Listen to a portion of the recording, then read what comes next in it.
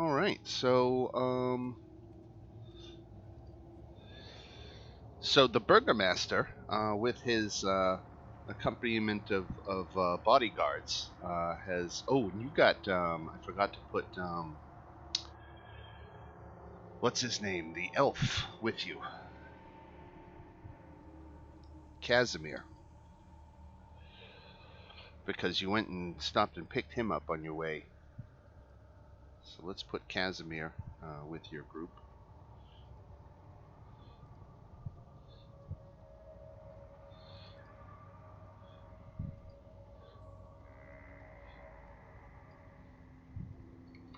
All right. So, as you're heading up up Mount Gacchus, um, the burgomaster roars, "We're almost there!" Over the sound of the howling winds. Flanked by his bodyguards, he and your group huddle in a rocky shelter on the steep, snow-covered slope of Mount Gacchus, high up in the Balanok Mountains. It was only a few days ago that Burgomaster Ivan Randovich talked you into joining this quest. A quest so important that he would guide you to the location himself. Now you approach a secret and dangerous place known as the Amber Temple. The Burgomaster has given you a scroll laying out the exact path you should follow to reach a hidden level. And just remind you of that. Let me find that.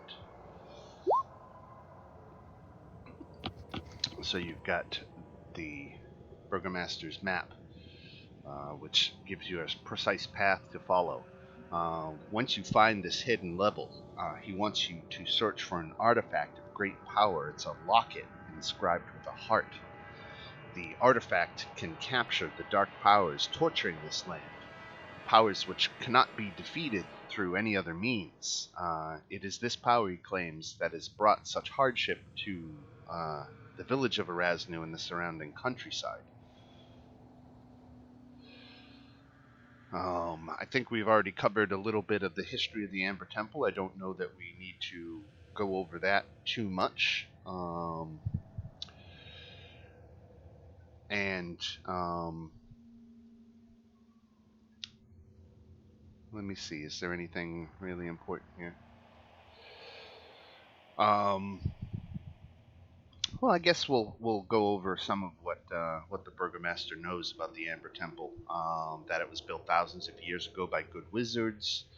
Um, the wizards became twisted and tainted by the vestiges they kept, and eventually turned on one another.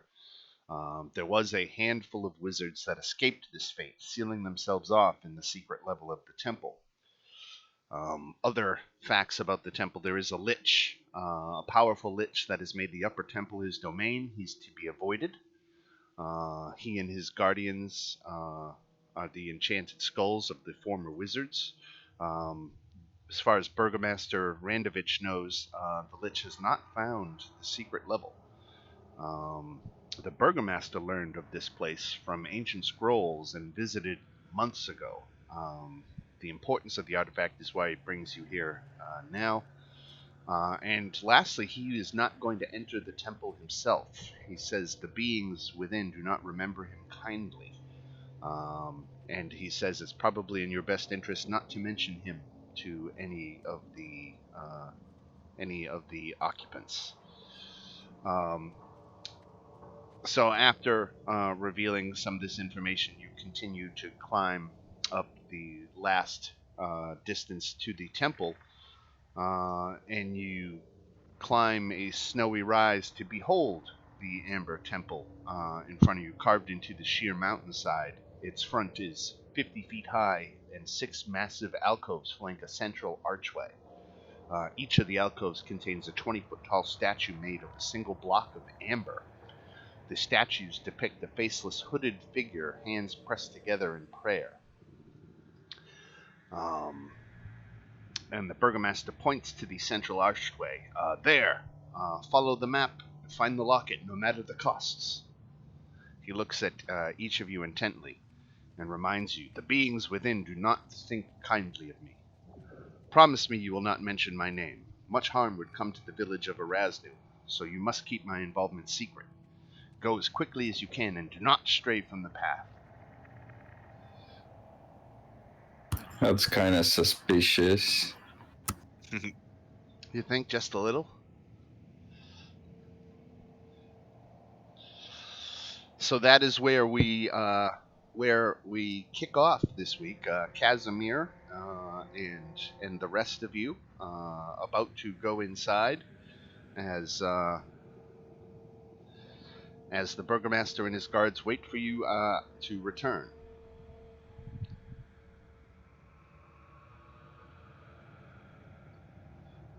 Uhtred not being shy.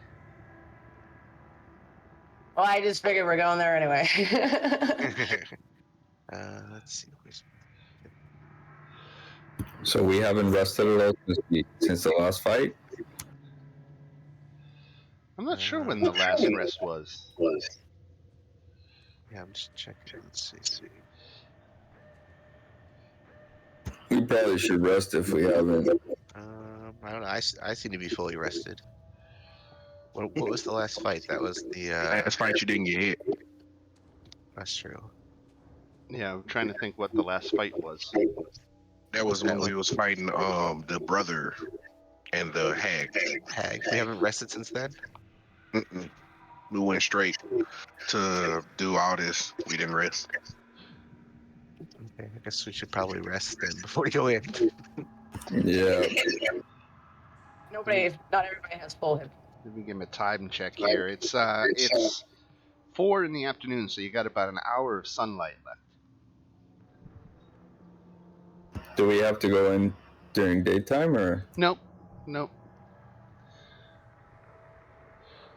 The road fades away under a covering of snow, but it takes you far enough to see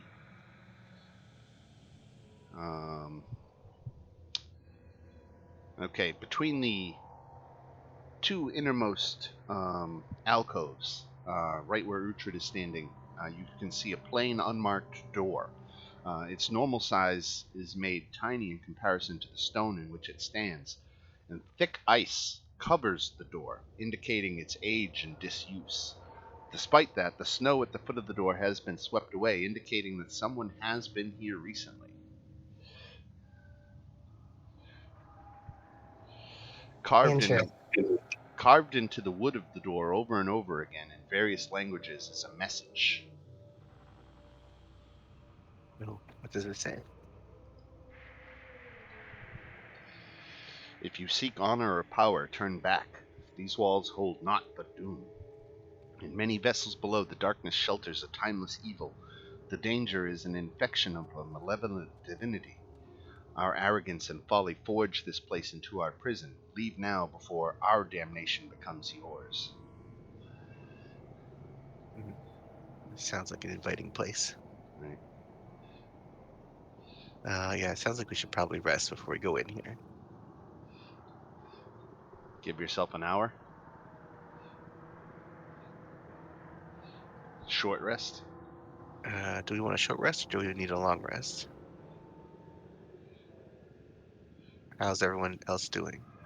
He used a couple hit dice, so I'm cool with a short rest. I could probably do with a short. Okay, we'll take an hour then. Yeah. Not gonna get no key points back though.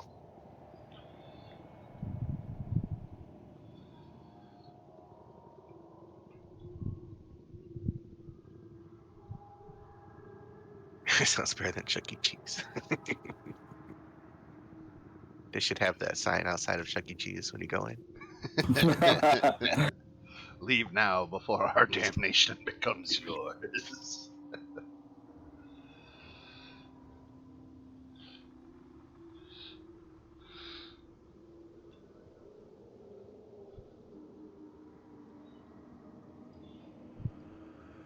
What the hell?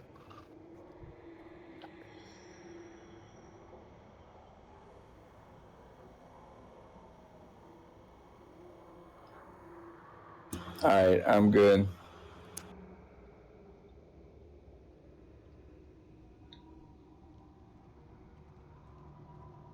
Rose.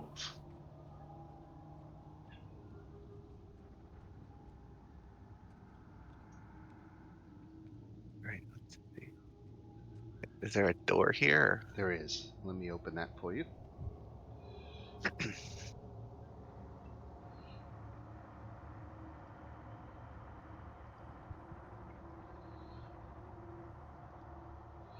Icy steps descend 10 feet to a time-ravaged hallway, with arrow slits in the walls.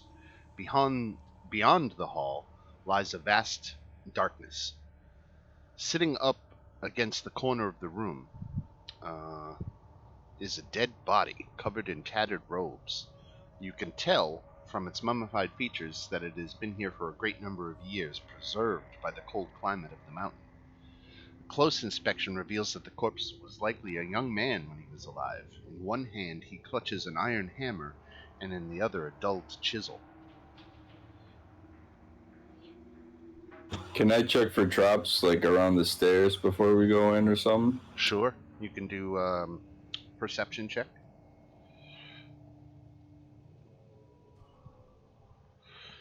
Take a look around. You don't notice anything.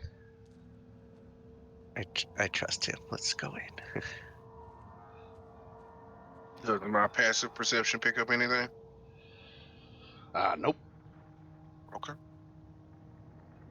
So you can see into the arrow slits, and in the room on the right here, you can see slumped in the northeast corner of that room is a skeleton wearing blue wizard's robe, clutching a wand to his chest. The other side appears empty. Oh. Is there a way into this room, or is it? The arrow slits make it you can't get in that way, and when you look inside the room, you don't see any indication of a door. Can I smash the walls? No. They are carved from solid, thick rock. We'll have to keep that in mind. He has a wand. Wands are good. We like wands. Okay, well, we'll figure that out. Let's Well, it's not. Maybe we could like fetch it Wait, don't we have somebody with Misty stuff? and bring it through the slit. I do. Mage do hand, you have Misty maybe? Step? Or Mage Hand? We don't have Elena here. Right. What if somebody ties a string on the end of an arrow and shoots it to the clothing and then pulls it through the slit? That sounds difficult, but it could work. Is the dude alive or dead? Oh, he's dead. He's Or like does the that other sound body. like too? The Like other decrepit body, the skeleton? guy holding the hammer and chisel, I thought I had a corpse here for him, but he's right here on the corner. Oh, okay. Does he have anything else on him, or just the hammer and chisel? Just the hammer and chisel. Okay. Well, we could spend the next 2 weeks Chisel on our way to using the wall. Maybe if Anton does it, it'll only be a week. How about I try to tie a string on a javelin and then I throw it out there and try to pull it? Try to pull the whole corpse closer to the window. Yeah. We could make that work, I guess. It's a question of how much time you want to invest in it. I mean, it could take you half an hour or an hour of trial and error to finally get it all the way across the room that way. Well, there doesn't appear to be anything happening at the moment, right? No, it's quiet. Let me read you a little bit about the overlook before we go on, because you can see that now. There's the 20-foot wide balcony of black marble with a shattered railing overlooking the vast temple. Black marble staircases at each end of the balcony descend 30 feet to the temple floor. The vaulted ceiling is 30 feet above. The walls and ceiling are covered in an amber glaze, lending the gloom a golden sheen. A set of amber doors stands closed at the west end of the balcony, and a similar pair stands open to the east. The south wall features a carved mural. You see elaborate carvings that depict a group of 20 humanoid figures. The figures are shown excavating a portion of the mountainside through magical means. Further along, the carvings show the construction of a massive underground structure. Beyond that, the carvings show the humanoid figures trapping evil-looking entities into large blocks of stone. As the mural progresses, the detail and the care of the carvings begins to degrade. The humanoid figures begin to look like the evil entities they once captured, and they begin to attack and kill one another. At the end of the mural is one final carving, hastily scrawled. In it, one living humanoid figure surrounded by evil faces, all bearing down upon it. In one hand, the figure holds a hammer, and in the other, a chisel. So he signed his work.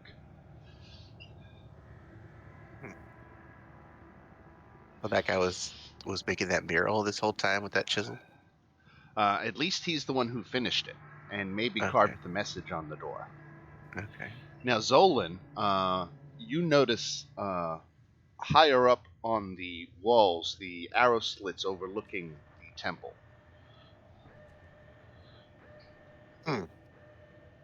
Okay. So that map had us going down these stairs, right? And then Mm-hmm. to the right up here somewhere. Right. Mm-hmm. Right. Okay. Okay. I guess we should follow that path. But do we want to spend time retrieving this wand first? We I can't. don't use wands, so if somebody wants it, I guess so. I have an arrow. I have It could be that useful arrow with the string if there. we figure out what kind of wand it is. Should I roll anything, or? Let me just tick an hour off the clock, and I'll It's give you dark the wand. outside. We'll say that with enough persistence, you're able to make it happen. So let me go back. X2D is the room. What is the wand? Okay, here it is.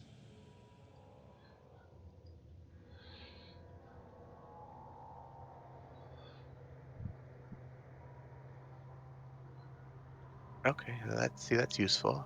It can help us look for secret doors or traps. That's good.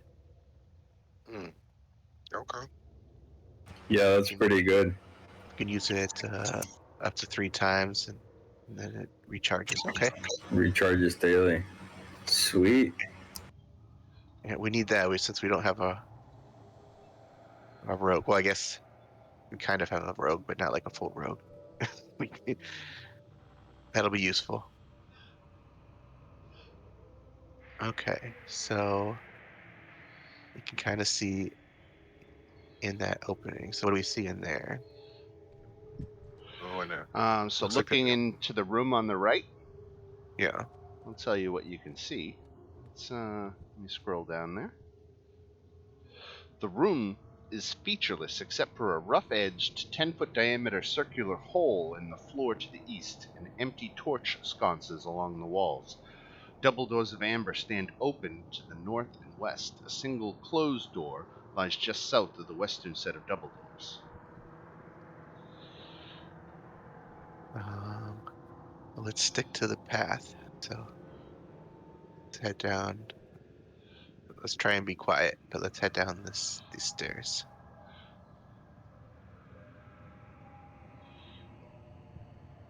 Get to the corner here and see what we see. Alright, let's drop down another level.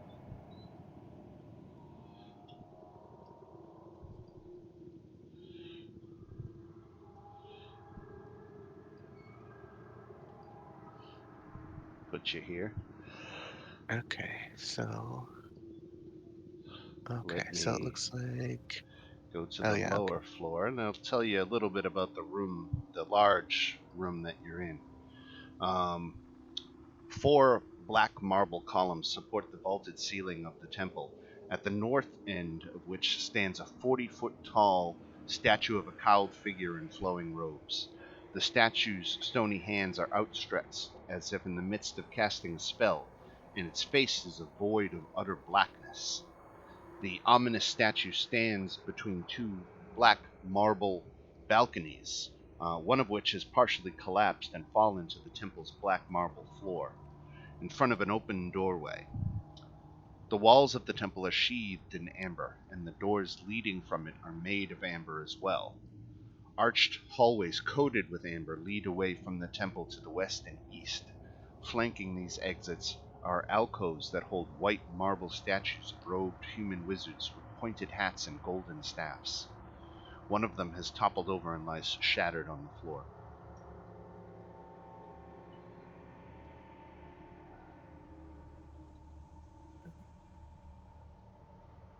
Anything weird going on with this one? No. No, it appears to just be a normal statue. Okay. Do we want to do any kind of investigation to see if there's? I mean, I know that thing pulsates when there's a trap or something like that, but should we check for stuff? Do we do we want to use it, or do we want to just check? Like that's what I'm saying. Like rather than using that, we can do an investigation check or something. Let's see.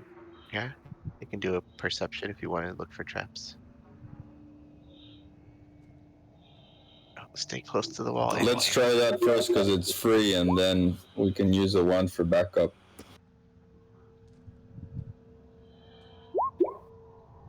There you go. Yay.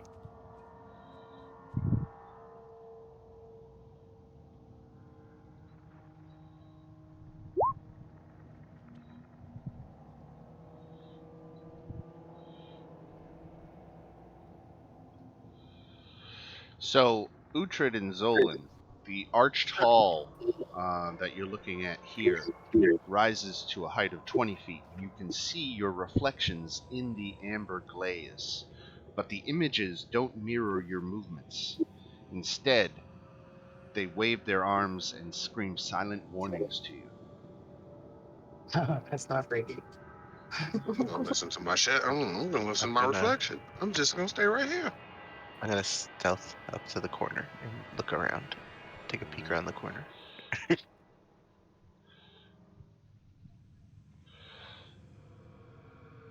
The amber glazed walls and ceilings in the long hallway glisten like fresh honey. Your scroll indicates that the secret entrance is found nearby. Unfortunately, multiple hulking creatures shuffle towards you, their charred flesh sloughing off their muscular bodies. 3 of the forms appear to be dead and decaying ogres, but they are accompanied by something even more horrific. A withered floating orb with a gaping maw, missing teeth, and a huge cloudy central eye stalks extending from its upper body, withered but glowing with unholy light. That's what I see when I look around the corner. Oh, good Yeah, let me drop them on. God. Shadow looks back and says, "Do not come this way."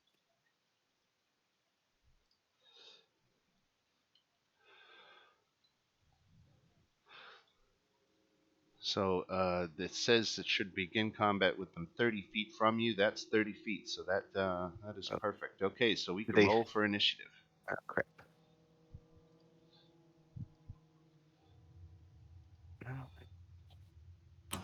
So I get advantage on initiative rolls now. Do I just roll twice, or does the thing work if I click advantage and then initiative?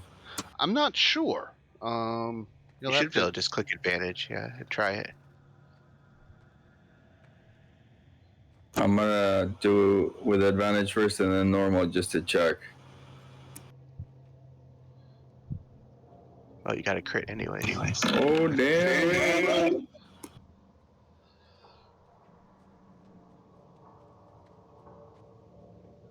I don't think it rolls twice if you click with advantage, but I'll take that crit for sure. Sure, there you go. Yeah, if you do it on D&D Beyond to do advantage, I think it works right, but I'm not sure about Roll20.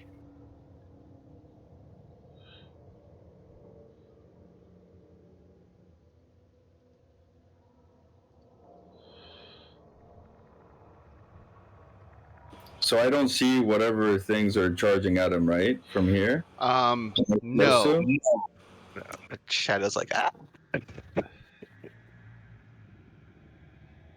So I'm gonna move 5.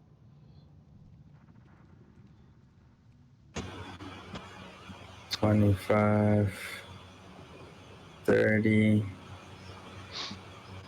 35, 40, And not gonna frenzy rage, but I'm gonna regular rage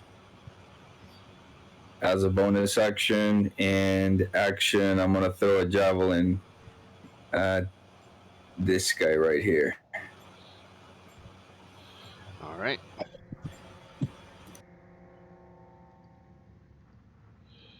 That definitely hits. What is it again that's down there? Some glowing what?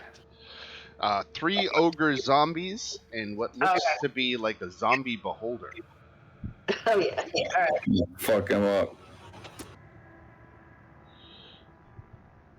Yeah, that's the beholders are scary enough. A zombie beholder, that's a bad thing.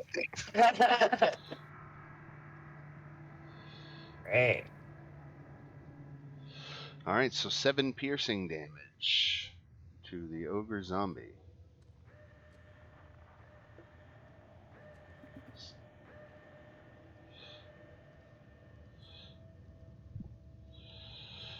All right. And if that's it for Anton, you get 2 attacks though, right? Oh no, you javelined it, right? Yeah, just the one. Does javelin have the loading property? No, you can throw more than one Yeah, javelin. you can throw 2. Oh, really? Yeah. Yeah. Oh, sweet. The only thing you couldn't do twice would be a crossbow Right. or a gun if you had one. You missed anyways, I'm pretty sure. Right. Yeah, that Wait, did the advantage apply because you were frenzying? No, he said he's regular. yeah, just regular rage, but no, No advantage? not in ranged attacks. I think it only applies to melee. Okay. Yeah, Because and the not, ogre not great zombie weapon. is only armor class 8. So it's pretty easy to hit. Oh, so he would have hit it because you if can't advantage great applied. weapon master. Right. Oh, that's right. I can't great weapon master, so that would have He did hit a that. 9. Yeah, so 9 and 6 damage. Good call. All right. And then we go to Uhtred out in the main hall. Yep. So I have to move in. 15, 20, 25, 30. Oh, now I can see him. Alrighty. I am going to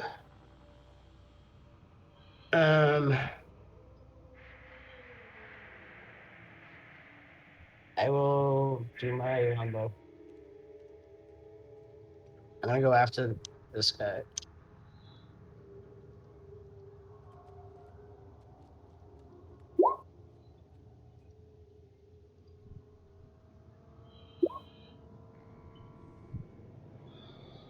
And I'll take the second shot. I'm gonna take after the other guy.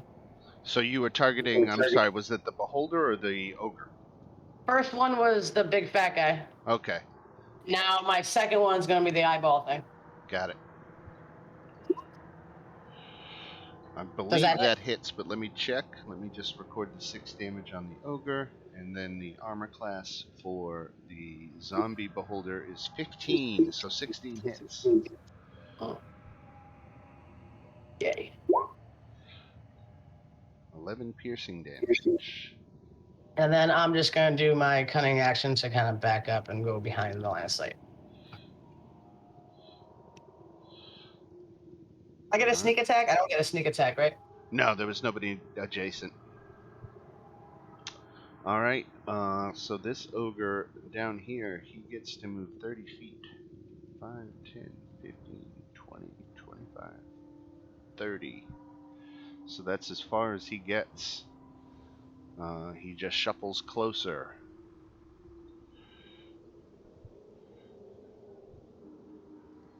Shadow.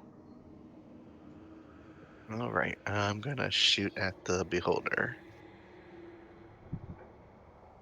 Actually, no, I'm gonna shoot at this zombie. All right. Okay, first shot, Oh, yeah. 22 damage. Oof. Second shot, 12 hits. 15 damage. All right, this guy just getting peppered with javelins and musket blasts. And then I'm gonna move back around the corner here.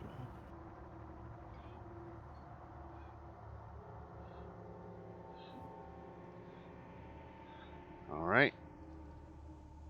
This has a fly speed of 20.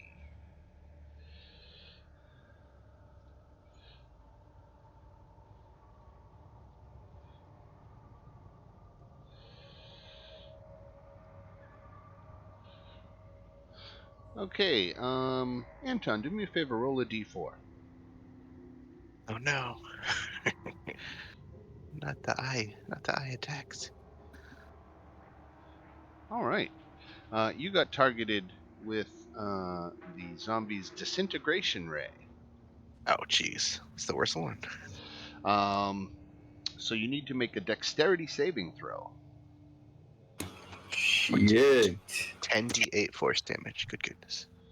Jesus. Yeah, that's like their most powerful ray. It can also kill you if it reduces you to 0 hit points. You did not make it. Fuck. 52 force damage. God damn. Oh, I assume you have more than 52 hit points. I hope. Yeah, I got 97. That so- would about killed me. It would have killed me. So that was the zombie uses one random magical eye ray at any target it can see within 60 feet of it. Anton was clearly the closest target. There was no reason for the beholder to even move, nor do I think there is a reason for him to move now. So we'll go straight to this ogre. 10, 15, 20, 25, 30. That is kill it first. Yeah, beholders are no joke. Gretel.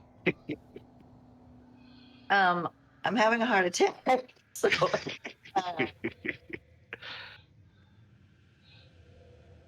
We should probably heal. Yeah, our healer is not here, so oh God. you're gonna have to drink some potions. All right. I know my lay of hand. Oh my God.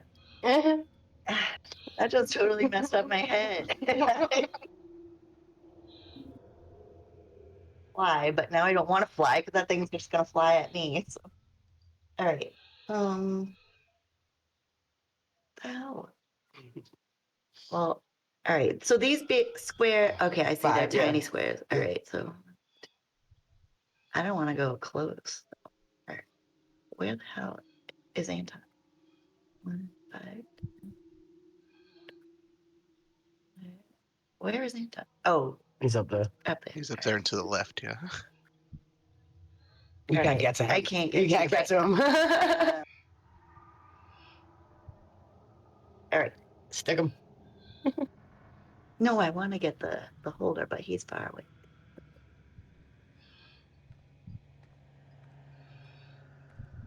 So I guess can javelin go far enough to hit the beholder from where I am now, or So I believe you would be making the throw at disadvantage because it's beyond 30 feet. If I remember correctly, javelin's range is 30-60.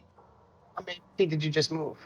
25. Oh, you can move up one more, but It's 3120, but yeah, you'd be 31-20? Okay.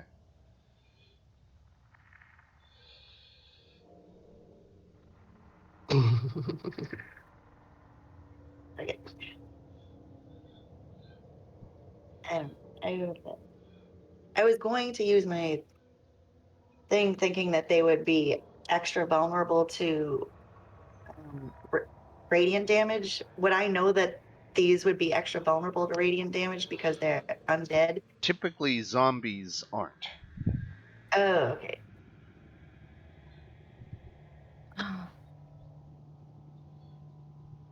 All right, I'll just try to hit this guy then because I'm too far away.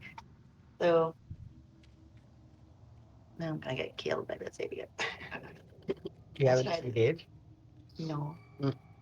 Oh man, you're good girl. So you just moved all your movement. Yeah, I moved all my movement. I would be hitting. this guy. All right, I'm just trying to hit this idiot. All I'm right. gonna get. With the Sun Sword. So 2 hits for what? 16 and 13. So 29 points of damage. Good job. Okay, thanks. Zolan. Is going to move.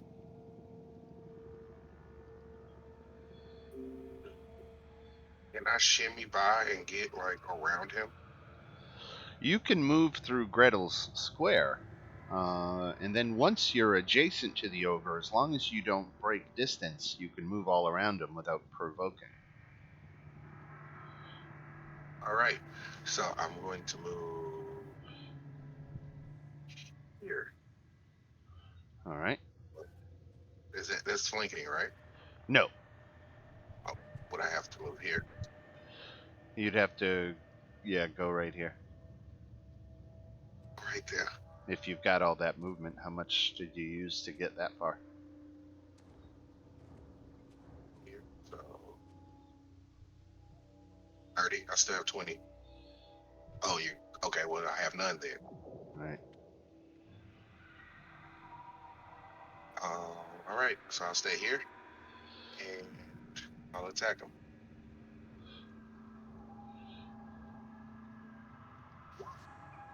$16 with Frostbrand hits, 7 misses. Total one-handed damage is 12. Alright, then this ogre zombie. He's going to move up on Anton. And he's going to attack with his giant Morning Star. And you guys technically rank as a strong party. So I'm going to go ahead and show you this because this is the round I'm going to do all this on. It says for a strong party, once during the combat, each foe moves with supernatural presence, gaining another action. So normally this zombie only has 1 attack, but I'm going to give him 2 attacks against Anton for his supernatural presence. Bring it. So here comes Morningstar 1. 8 bludgeoning damage. 4 damage. That's nothing. And 12 misses. Alright, Anton. Tis but a scratch. Alright, let me show this guy how we hit. Oh wait, what happened with my HP? There it is.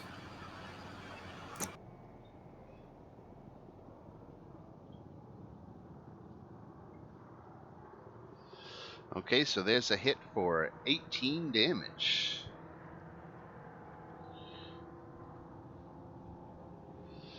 And a hit for 18 more. And bonus action, I'm gonna drink 1 greater healing potion. Because I got 4 of them, so it'll bring me down to 3. Alright. And let me roll.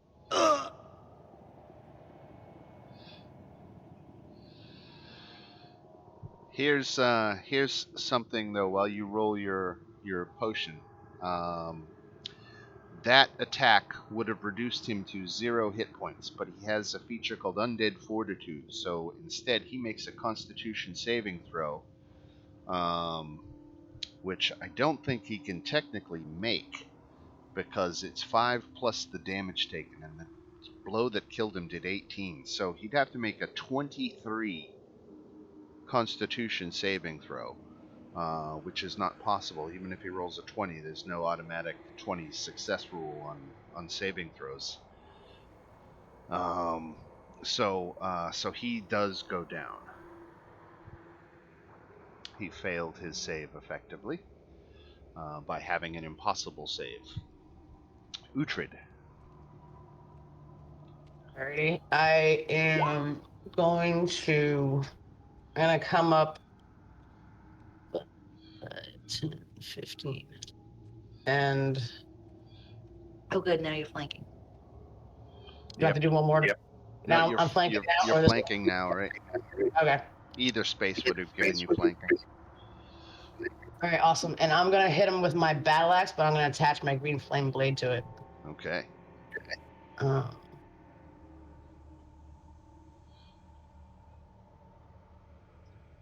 No, you get to advance. Oh, did you do it then? oh, I didn't do advantage. I get advantage, right? Right. Yeah.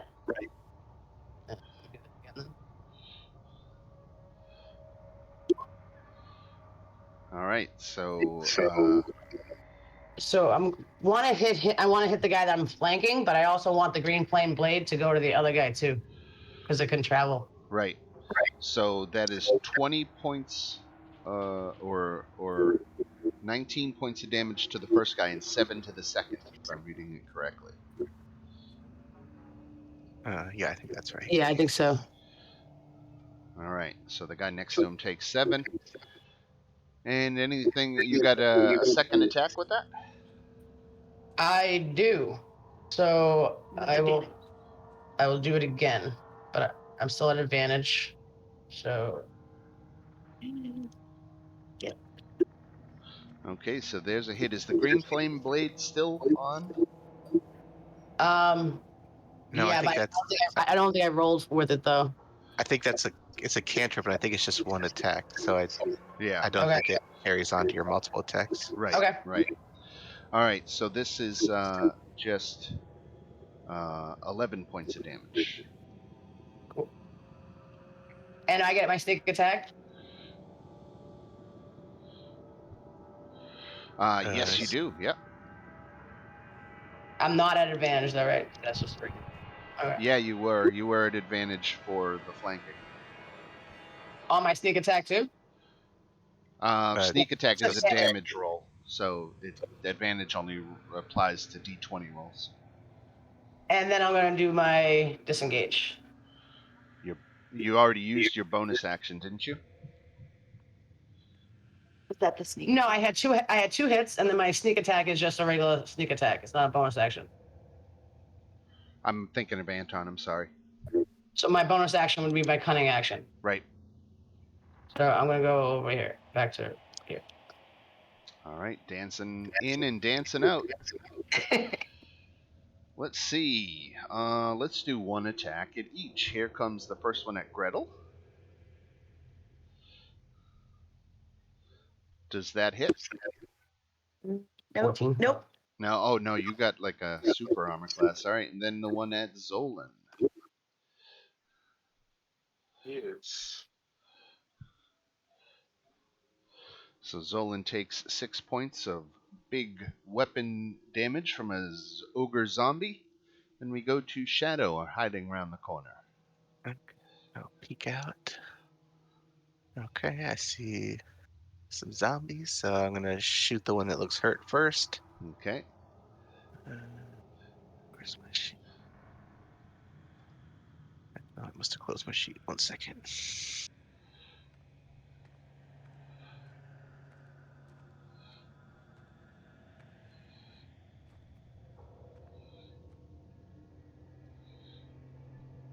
All right.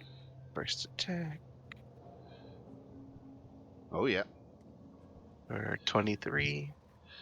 All right, and another impossible saving throw. So this zombie drops. Okay, so I'll take my second attack at the other zombie. I'm rolling well. Let's see. 18. And then I'll duck back behind the corner.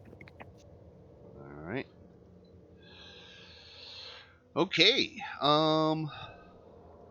Because you're still so close, Anton. He's not even gonna look past you to Gretel or Zolan. He's why don't you roll a d4 again? Roll a 4 or you could be dead.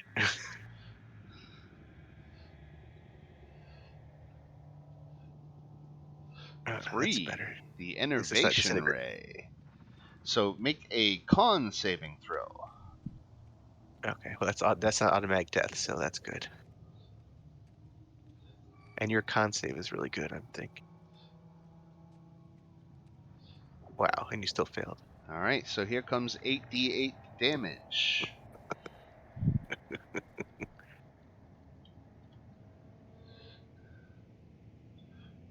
Wow, that was a good roll on 8d8.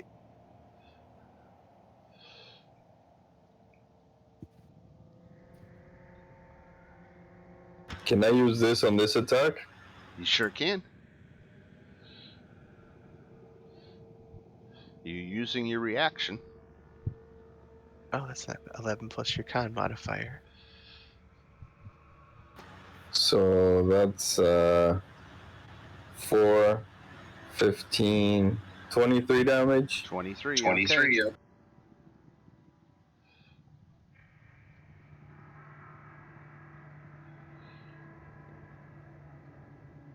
And he gets 2 actions this round, so I hate to pick on you like this, Anton, but roll another d4.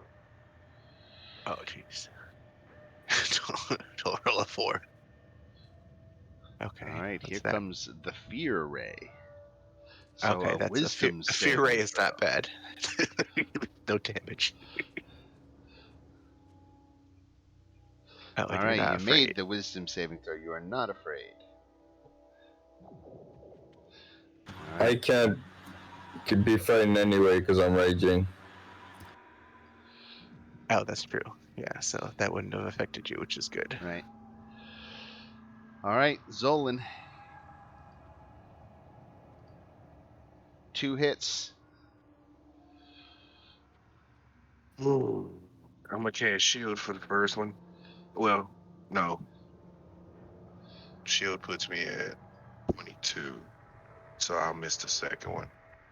Okay. So 16. And then we go to Gretel. Okay, I'm going to. Wait, he's still alive, right? This guy. Yes. I'm going to try to hit this guy. Move one more and you'll have flanking. Oh, okay, good. There you go.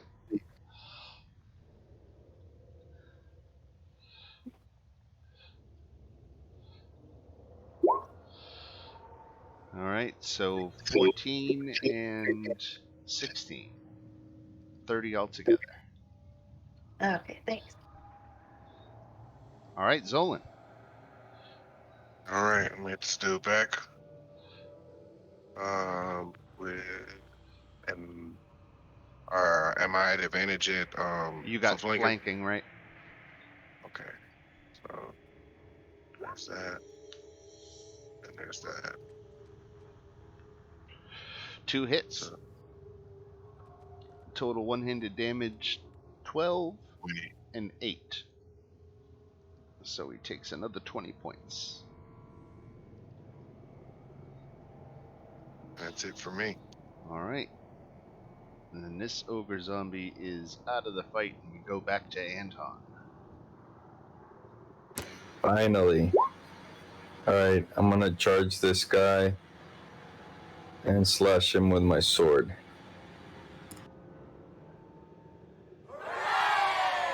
Oh, a crit, nice. Terrible roll, but for damage.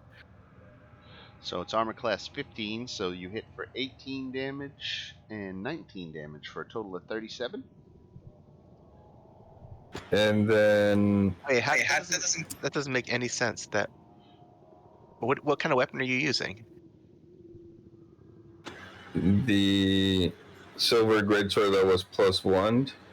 It just said rolling 1. It doesn't say rolling like 1d or 2d6. A greatsword's 2d6. I don't think your damage is calculating right.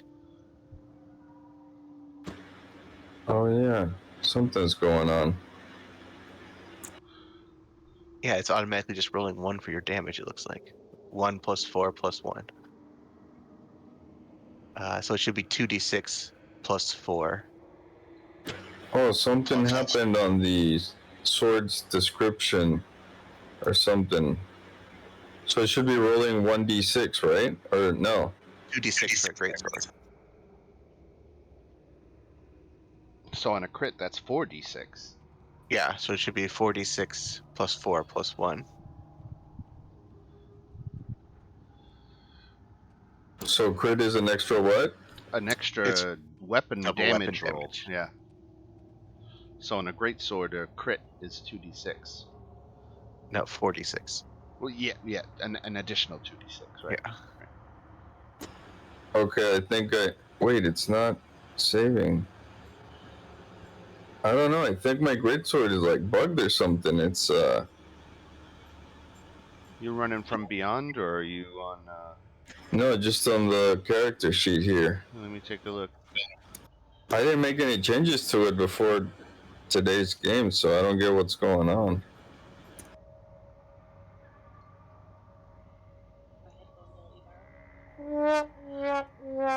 Yeah, it's still just rolling 1 plus. It's just rolling 6 damage automatically, no matter what you do.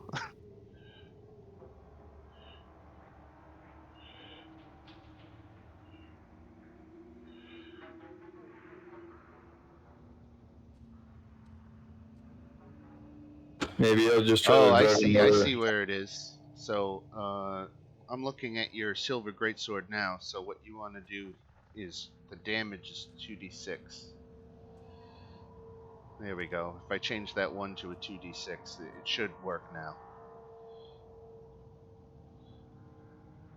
Okay, cool.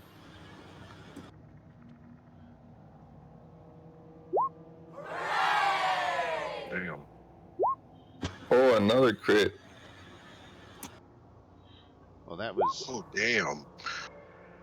It didn't do the crit right. Still, it looks like it didn't roll 46.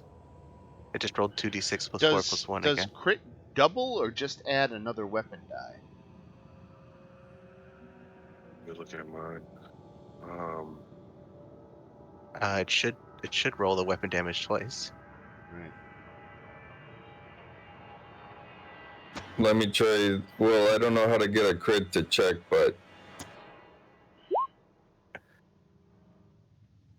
what the hell is going on with this thing? Yeah. I don't know. It's yours. Your greatsword's all messed up. The damage changed back to 1. There we go. Now it's 2d6.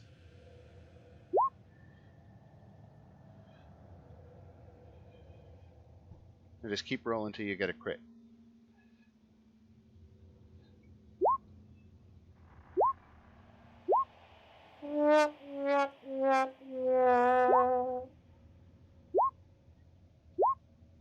Kind of goes berserk. Now you can't roll a crit when you need I one. know, right? You just rolled 2. There you go. There Oh, it is. it did it correctly. Oh, it's still going. Oh, okay. Yeah, I did it correctly that time.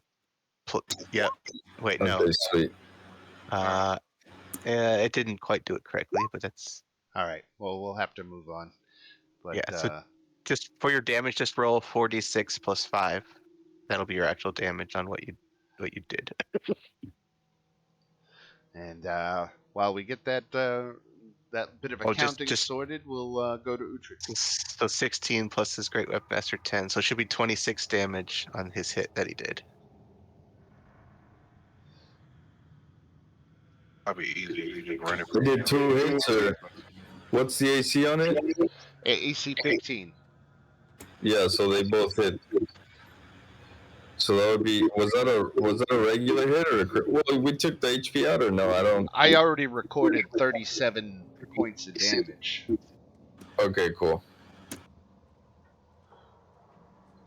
If we could get a definitive number to adjust that to, I'll adjust it.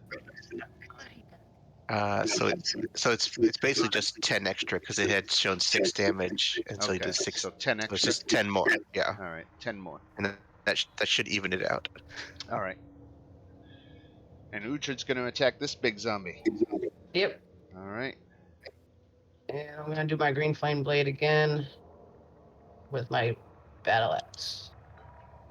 And I don't have advantage, right? No. Okay, but you hit for 14. And I'll do that again. Now hold on 1 second, because Okay. 14 reduces him to 0 hit points. But he's got to now make a Constitution saving throw against DC 19, which he failed, so he's dead. Okay, cool. All right. Yeah. All right, so then my second shot, then I'm going to go and hit this one with my longbow. All right. I don't have advantage, but I have my stick attack. Okay, you hit. Cool. 9 points. And my sneak attack. 10 points. And then I'm going to just kind of go hide again. Stay out of sight. Yep. All right, Shadow. 5, 10, 15, 20, 25. Okay, can't see, so I'm going to have to move around the corner. 30. All right, so just the beholder left. Okay. First attack. 19. Hit. 26 damage. Oh, that's max. Ooh, you shot it right in its giant bulbous eye, and with a sickening squelch, it explodes and drops to the floor. Oh yeah, take that. Nice. Excellent. That was a good one. All right, so that was 1350 plus 1800.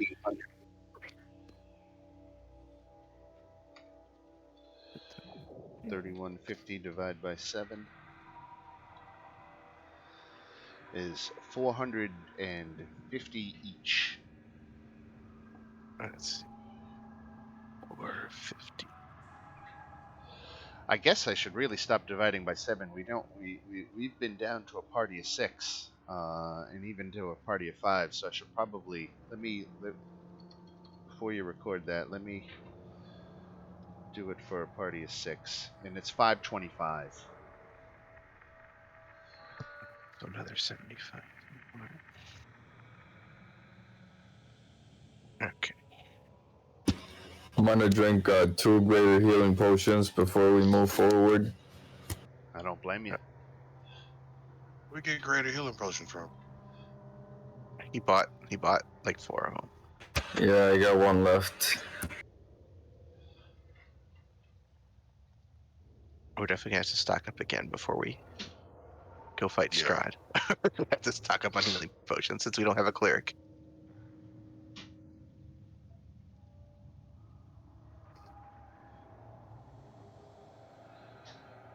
Okay, so we know there's a secret door around here somewhere. Right. Let me open that for you because you know where to look. Yeah. And then we should go to some stairs going down. Right. Okay.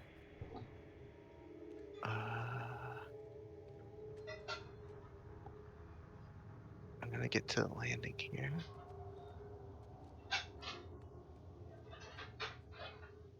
Oh, it's another level. Okay.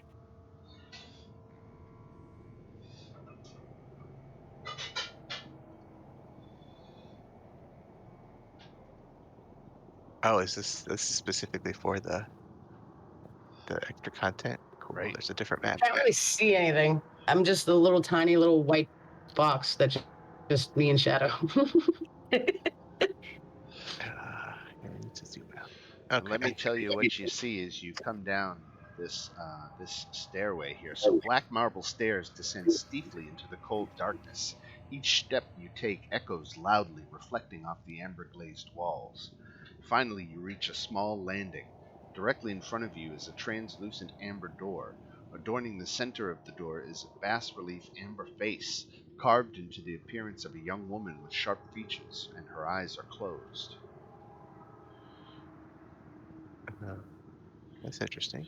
Let's get a round of active perception checks. Perception. Let's see.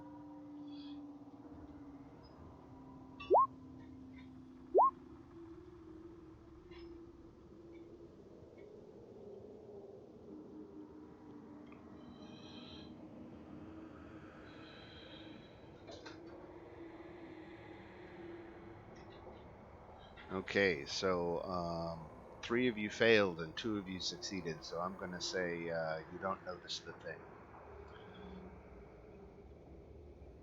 Okay. Does this this face that's kind of carved into this door, or Right. Okay. Okay, Is there so what you didn't notice was the hidden pressure plate in front of the door. And as soon as something more than 50 pounds steps in front of it, which would be you, Shadow, the statue seems to awaken. Her eyes are cold blue orbs, and a 30-foot cone of cold blasts from her mouth. Oh, Each shoot. creature on the landing must succeed on a DC 13 Constitution saving throw. Cone of cold. Let's see. Do I have absorb elements? Let's see. I do. Okay, good. Ooh, nice Frozen damage chicken. roll. Con save. You say?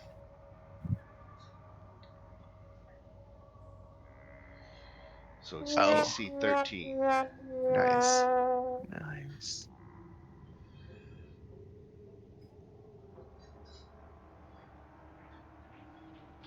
Okay, so I'm gonna, as a reaction, use absorb elements to half that damage. Okay. So I'll take 16 cold damage.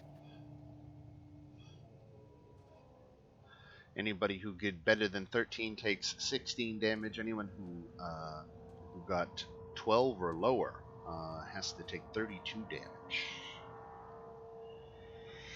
That would be Gretel. Poor Gretel. Does evasion protect me from the half damage and just no damage? Remind me how evasion reads. Hold on, let me find it. There it is. I think it's like if you take half damage, you. How much do I take? There. Wait. Here, instinctively. Uhtred, you take 16. Yeah. Thank you.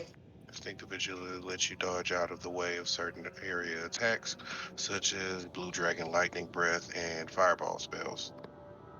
When you're subject to... Oh, it's when you make a dex save. This is a con save. It's a dex save. This is a con. Yeah, I'm good. All right. So the statue closes her, or the face carved into the door closes her eyes again. Okay. So I guess I'm standing. I guess I'll look at this plate since I'm standing on it. Don't you have the wand? Wasn't I supposed to tell you? I know where the trap is now. Now, do I think it's going to reset itself and do that again? No. Okay. Do we need to take a moment to heal up? Yeah, because I'm at 13 health. No one's got healing spells, right? No, I used all my lay on hands, and I have a what is my? I have prayer of healing, but it's a 10-minute casting thing. That's fine. We can wait 10 minutes. All right, so I'll put this in the chat. Actually, I do have cure wounds. I do have some healing spells. Okay.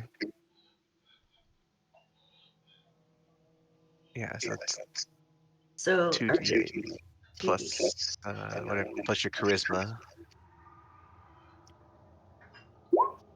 So then it is my 9 plus charisma. What's your charisma bonus? charisma bonus is 4. So everyone gets 13 hit points. Okay. I need that.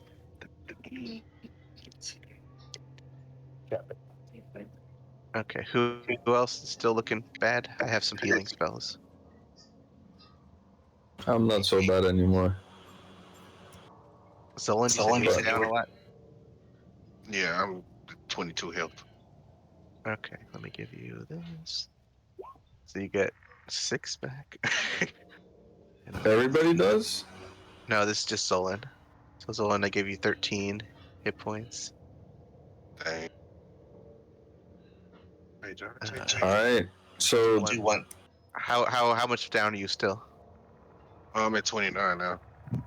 What's your max? I'm sure it's higher than 51. Okay, I'll give you a second level cast. So there's 10 more. I should be good with this. Appreciate it, man. Yeah, I need to save a couple spell slots. So, all right. So there's nothing to attack in this room, right? The thing went away, or what happened? Right, it was a trap. Yeah. All God right, damn it! We should have used the wand. Okay. Yeah, we can. All right, so there's a bunch of doors here. Right. Now, these doors are made of amber, and they're a little transparent, so you can Oh, kind of oh, look into the room. I can give Come you back. a little bit of a description into a room before you enter it. Okay, I'm gonna stand right here. Let's see, 5, 10, 15, 20, 25, 5, 10, 15, 20, 25. No, here. 10, 15, 20, 20. Okay, I'm gonna stand here. I'm gonna use the wand. And So it should what was is 30. I think it said it was within 30 feet. It should any tell me if there's any traps secret or secret doors. Okay. No. The only trap indicated was the face pressure plate. Okay, so I think we're safe in this area, guys. Okay, so we got a bunch of doors. I'm gonna So peek 2 around this charges corner. left on that wand, right? Yeah. All right. All right, so around this corner we got a long hallway. Okay, and then this looks like the dead end with 2 doors. Right. All right. So to the left, you can see the room beyond is a ballroom fitted with light from chandeliers of glowing amber glass. There are mannequins in colorful ball gowns lining the walls, each arranged in a dancing pose. On the other side, shelves packed full of books line the walls and are piled high on a candle-lit desk and a small bed. The floor is inscribed with 2 8-foot wide silver arcane circles, which shimmer in the candlelight.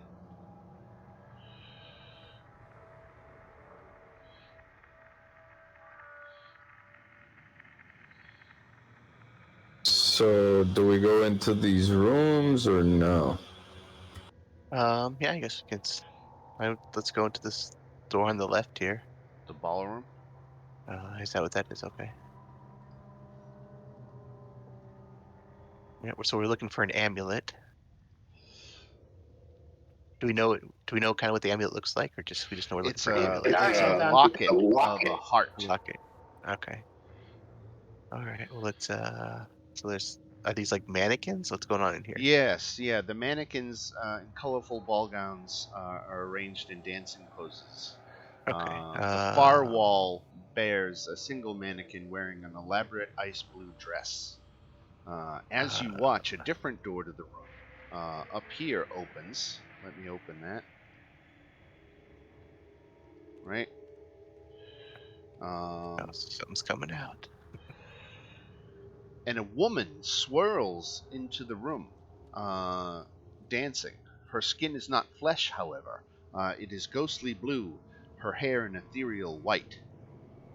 The ghostly woman pirouettes on her toes so as to see you, then continues dancing. We haven't had a student in years, she calls as she twirls again. Welcome. Please choose a gown, then come join me. I want to look around her neck and the neck of all the mannequins to see if anyone's wearing like a necklace or a locket. Nothing that you see. Okay. Anton, you heard the woman. Get a dress on. Anton's gonna wear a pink dress too, matching Gretel, and he's gonna go dance with the lady. I'm Okay, dead. just gonna. I wish cameras were vintage. You would have to take Anton a picture. goes and dances with the lady. Excellent. So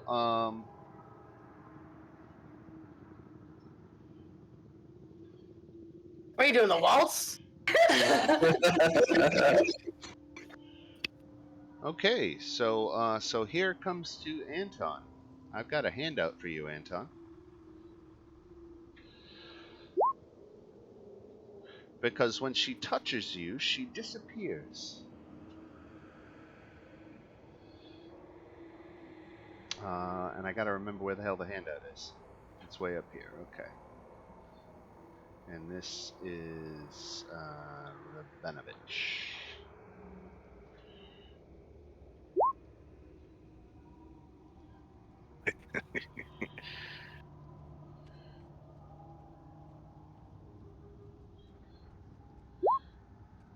Okay, so Anton, if you look in your handouts, expand player handouts,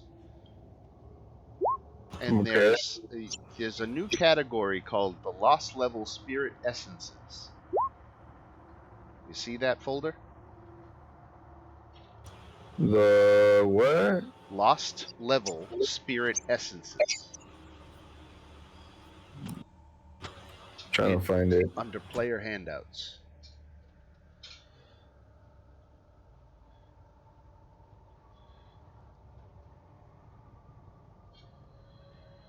Yep, got it. Okay. And then in there's a folder called Instructor Rabenovich. That's the spirit that you've made contact with. And there's a handout in there telling you a little. You've been possessed by Instructor Rabenovich, but it is not full control. It is more of a mild influence. So that handout has some information for you that you can role play as you see fit. Okay, cool. Okay. Well, no locket yet, so let's keep going. We'll go to the room that she came from. Looks like a bedroom. Right. So let's see. Most of the books in here are devoted to dance and history, but there are a few rambling tomes um, from which you can gather information on 3 vestiges. Her studies includingly fixate on a vestige called the Evening Glory uh, and her beauty and elegance. Is One this a notebook chest? in her study is full of sketches, most depicting a woman of near flawless beauty wearing a gown similar to hers. Love poems are interspersed with the drawings. Another book tracks her dance partners. Dr. Kaletifold and Yannick are mentioned most frequently. She writes that dance helps her forget the horrors above and within. Hmm.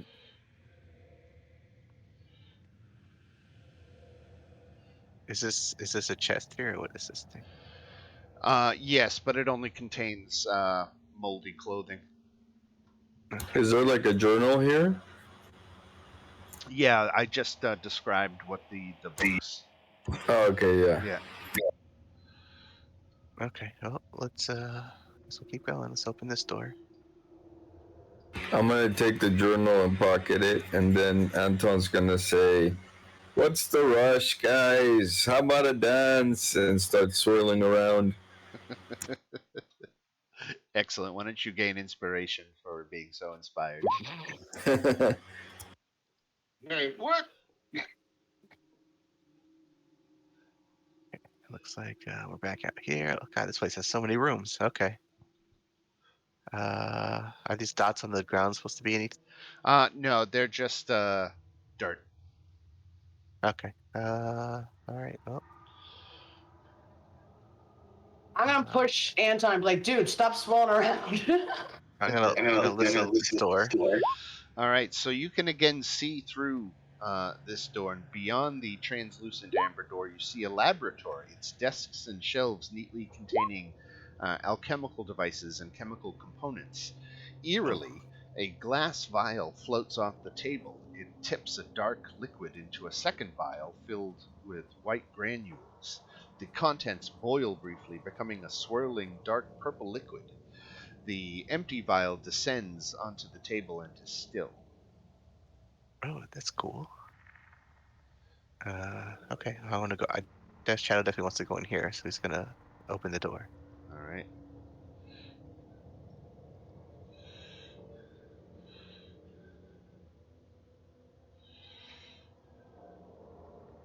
It's like, oh look, everything's brewing itself. So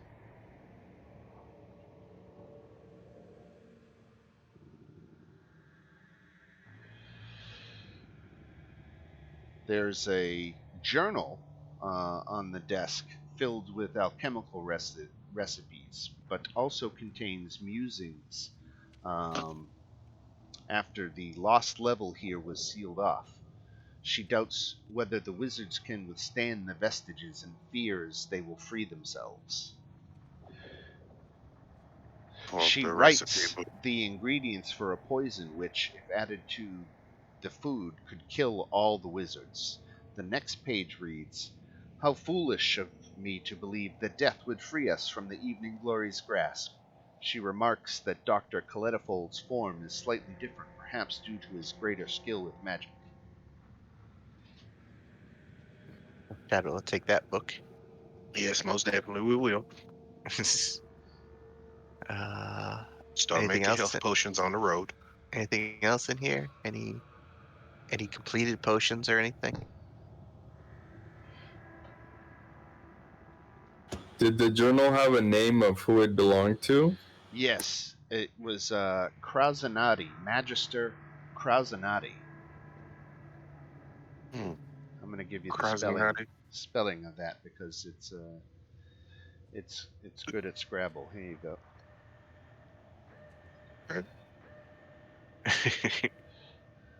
Krasanati, we appreciate your contribution to the knowledge of alchemy. It Okay. shall be used well. Is there any way we can identify what the floating vial was? Yeah, does that look like a completed potion or some kind? Yeah.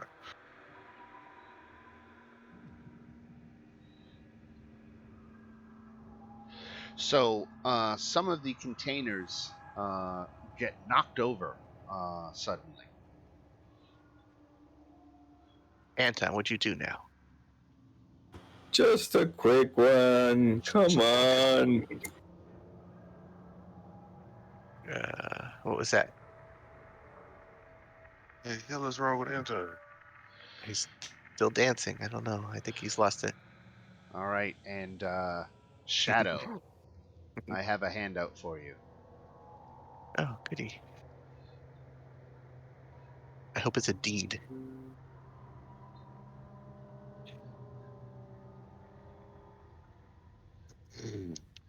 So if you look in that, if you look, I can't reveal this to everybody, so that's why I can't just pop it up for you. Yeah. But if you look in the player handouts, lost level spirit essences, under Magister Krasanati, you have a handout. Yep. I got it. Let's see here.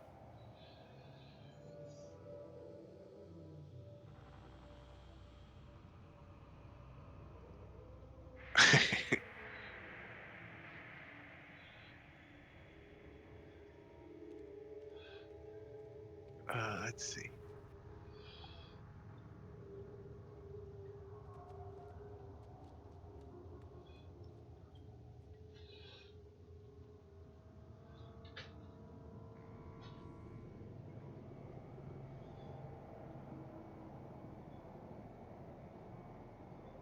Okay, interesting. Okay. Alrighty. Come on, guys, let's go. Uh, I can't open this door. All right, let's open it up.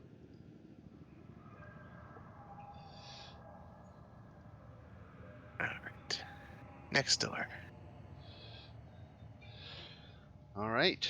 So looking into that room, let me tell you what you can see. There are bookshelves lining every inch of the wall in this shadow rectangular library. Seated at one of the small tome-strewn tables is a spectral figure, busily writing in an open book by flickering candlelight.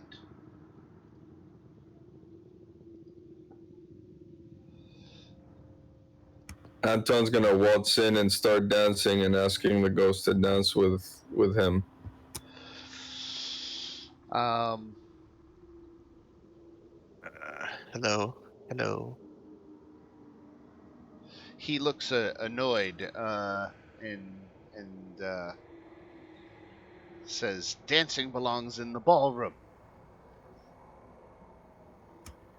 I wish to wear my blue gown because it's the most beautiful dress ever made.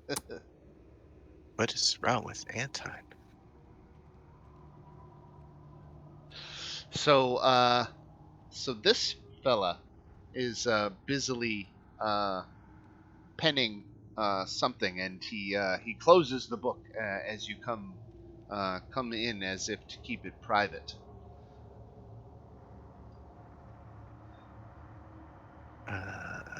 Let's take a peek around for a locket first. Does she seem to be wearing anything, or? No. Hey, what you reading there? She leans in and whispers, "Have you heard about the murder?"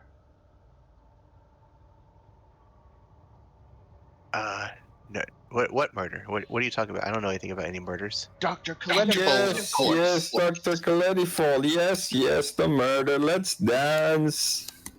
What? There's been no murder. I don't know what you're talking about. So one of the wizards, one of you bastards, must have killed Coletifold and resealed the vault. And I'm trying to figure out which one of you did it. Oh,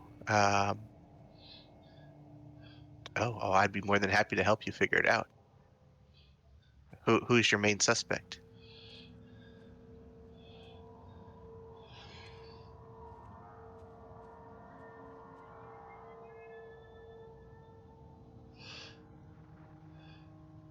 Is it Anton? He's acting a little weird. I heard something about a door and the wand, and now we have to find some object to open that door. Right. Who knows? And he keeps dancing. He just picks up his book and quill and holds it and says, "I don't know that I can trust any of you." Well, you can trust me. I want to help you solve this murder. We can't let the murderer go free. That's ridiculous. Do you have any leads? Let me help. What do you got? What do you got? What happened? When did it happen? Was it Anton? Anton? Did you do it, Anton? No. So Some the wizard. spirit points at you, Gretel, and says, I knew it. I knew it. and says, "I'll tell you." Ooh, do tell. Spill that tea. And Let's have a kiki. He motions you over, and that is when he reaches out and touches you with his quill, which then falls gently to the floor, and the spirit disappears. No. But I have a handout for you. Okay. And if you're looking in the right, here we go, Gretel.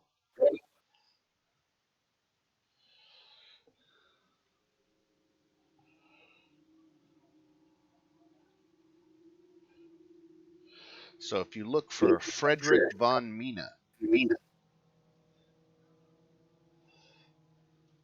Play handouts. Keep going. Play handouts. Okay.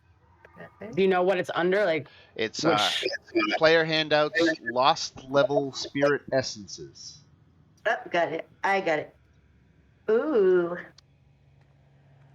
We all get to roleplay this temple? That's awesome. Oh, that's...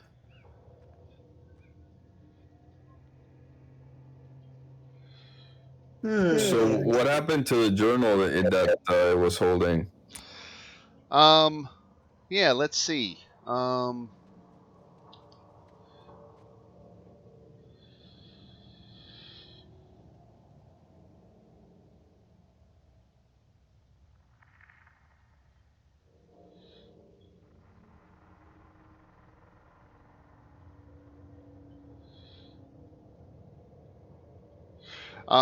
So he gave the quill and journal to Gretel, and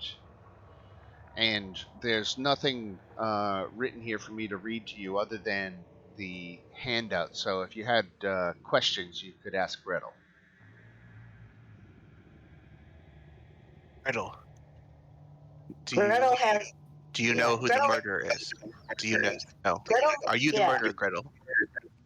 No, Gretel has her glasses on and she's looking at everyone very suspiciously, like, which one of you?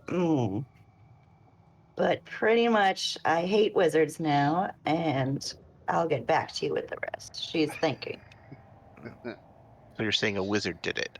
Come to think of it, I haven't seen Elena in a while. Maybe she's the murderer. Oh my god.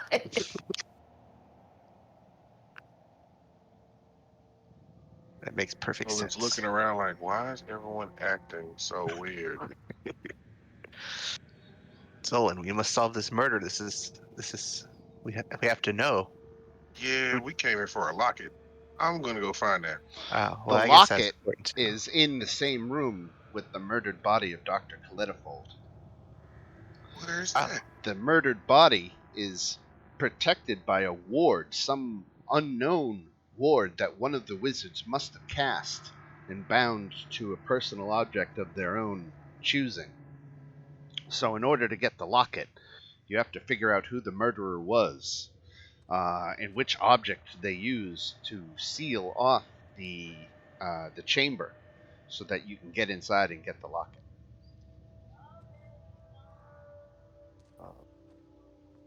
What did Elena use to commit this murder? That's an interesting question. My god. Okay, well, we need to find out. So let's keep looking. So looking inside this door, here I'm gonna open. You know what? I'm just gonna open up the doors since you can all see through them anyway. No, I should be more controlled.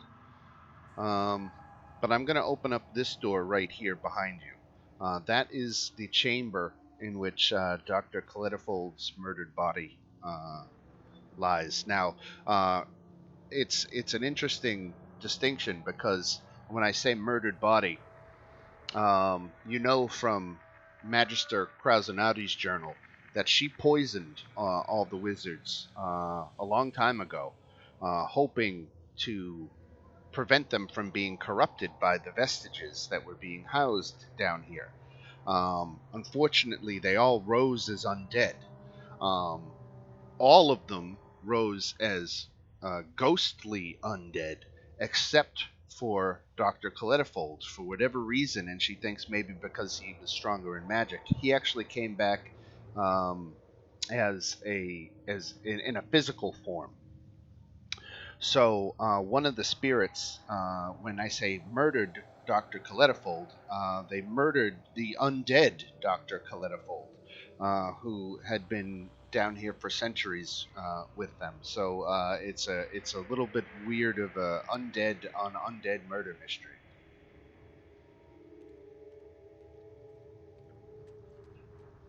Now, this room, this gallery, contains a variety of portraits, diplomas, and art objects. A display rack contains hundreds of painted figurines. Several sofas and cushions are positioned throughout the room. A candle illuminates a small desk upon which are several figurines, brushes, and paints. No one seems to occupy this room. These metal and wood figurines have been expertly painted. They represent all manner of monsters and heroes. On the desk is a book under several figurines in the process of being painted. Oh, what's this book? What's it say?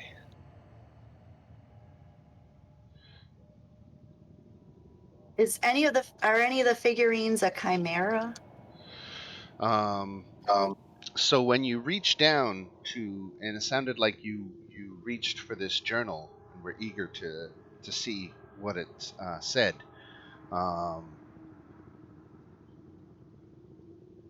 Is this Yannick's There journal? was a small figurine of a miniature of a monster that looked like this. Let me pop it up for you.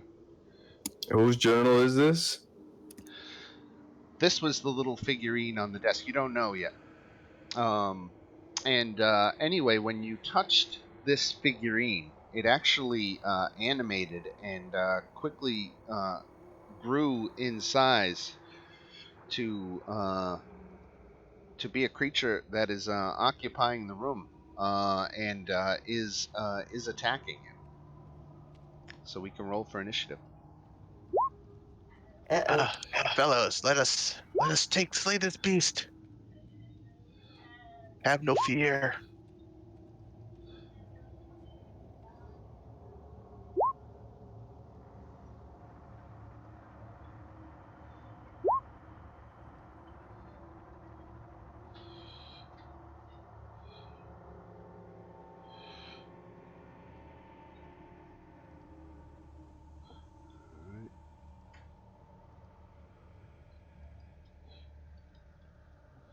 Okay, I think that's everybody. And Uhtred.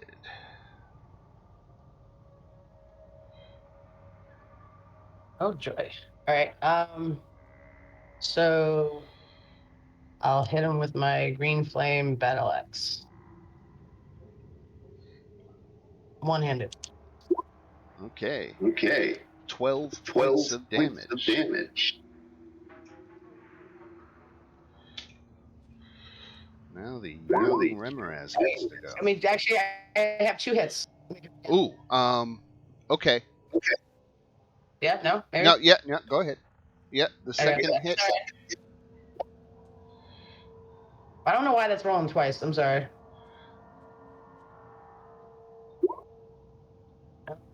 Advantage on. I don't know what I was doing. All right, well, pick whichever one you want. All right, we'll do the first one. All right, so we did 11 points of damage on the first hit, and then we're doing, and it was one-handed, so 10 points of damage on the second hit. All right. So this creature is actually, as it grew in size, its underbelly started glowing white hot. And so when you hit this thing, you got close enough to it that the heat actually damaged you. So I'm going to roll 4d6. And so you take 10 fire damage for leaning in and actually putting yourself so close to its body. Okay. All right, now the creature itself gets to go.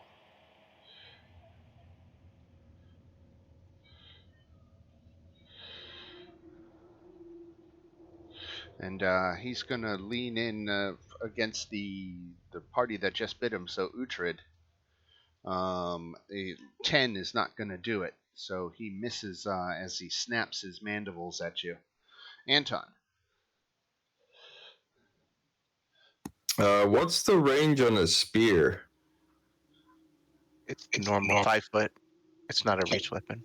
Oh, okay.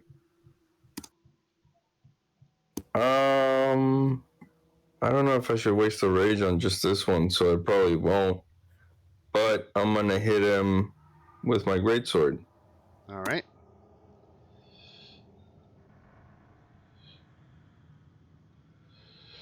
All right, so attack number 1 is a 12, and that misses. Attack 2 is 21, and that hits for 17 damage. But you take 2d6 fire damage when you reach in. So take 7 points of damage, Anton, during your attack.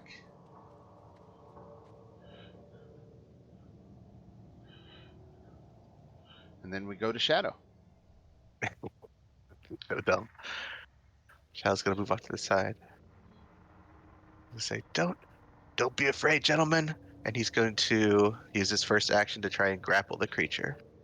What? You're going to take fire damage from grappling. Yep. He knows that. Okay. So a grapple is a contested strength check, right? Yep. He's throwing caution to the wind and taking bold action. And he's so weak. It's the dumbest thing he's ever done. But All right, give me that strength. Oh no, he doesn't. I Right. guess it's for you. It's an athletics check, I guess. Okay. Okay. Well, the same. I'll try again. Oof. Okay, yeah. So you do not grapple it. That's his first attack. It wiggles And free. says, hold still. His second attack, he'll stab with his dagger. Okay, there's a hit. Oh, I guess I 8 got piercing. advantage on that, but let me try again, see if I crit. Nope. So 8 piercing. All right. And What's your he'll card? use this. Oh, that's a good question. I never even looked. 1d4 on an attack roll. Okay. So that wouldn't have made sense because you 22. I wouldn't have blown it on that because you're going to hit him Yeah. anyway. All right, we'll save it for something that's close. All right. All right. I'll use my offhand bonus action attack then. Yeah. This one I'll roll advantage. So I did the 8 points of damage, but we got to do the 2d6 to you. So you take 6 fire damage on that first attack, 6. Okay. and then you're doing a bonus action attack. Yep. I critted on my bonus action, which is nice. All right. For 4 damage. All right, and another 2d6. 7 more. Okay. But at least I get a card. Let's see.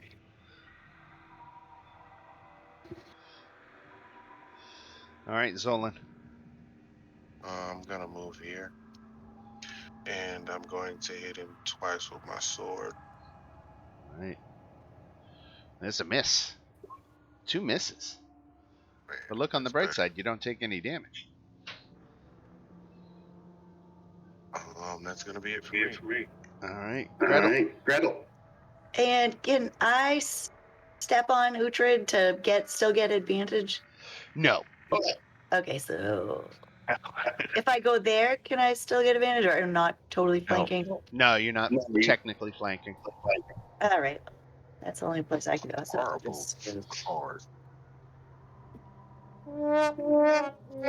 move. I'll take a red card. Oh, Okay. today. And then 20 hits for it's well, the second damage, the second radiant damage if it's undead, right? So I only do the 6 damage for this, Oh, gotcha. and you have to take 6 points of fire damage in return. Okay. Boo. All right, Uhtred. Alrighty. Oh. Battle axe, green flame blade. Oh, I think, do you have their Divine Smite button clicked on your thing? Because your damage is all weird. That 6 damage was from Divine Smite.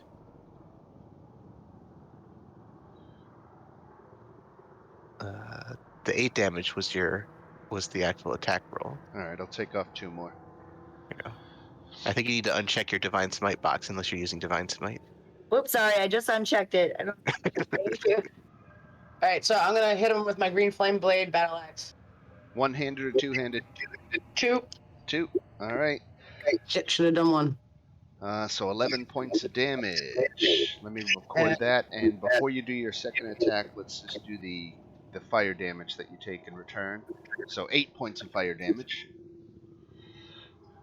And now your second attack. Same thing. Nice, another hit. Yep, I'm gonna do one-handed.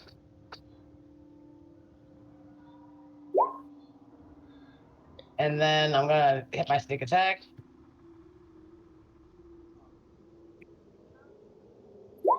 And All I'm gonna get the fuck out. Stop hitting me. right. You got to take the 2d6 fire damage before you dance away. So take 6 fire damage. Yeah. You also he gets an opportunity attack against you. Oh wait, no, because you bonus action disengaged, right? Right. Right. Okay. All right. Let's see.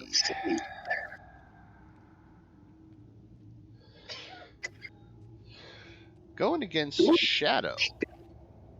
That's, Who's are you pushing? afraid? Ow. Get you on. Yeah, Shadow, it looks very hurt. Anton.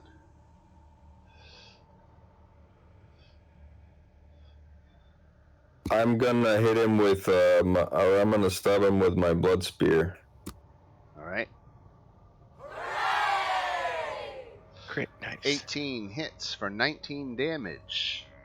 19 damage drops him on the first hit.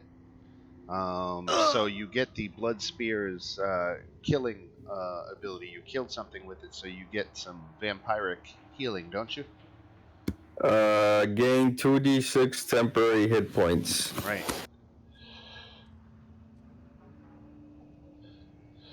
You also take 5 fire damage for delivering the killing blow. You basically get 2 temporary hit points. Right.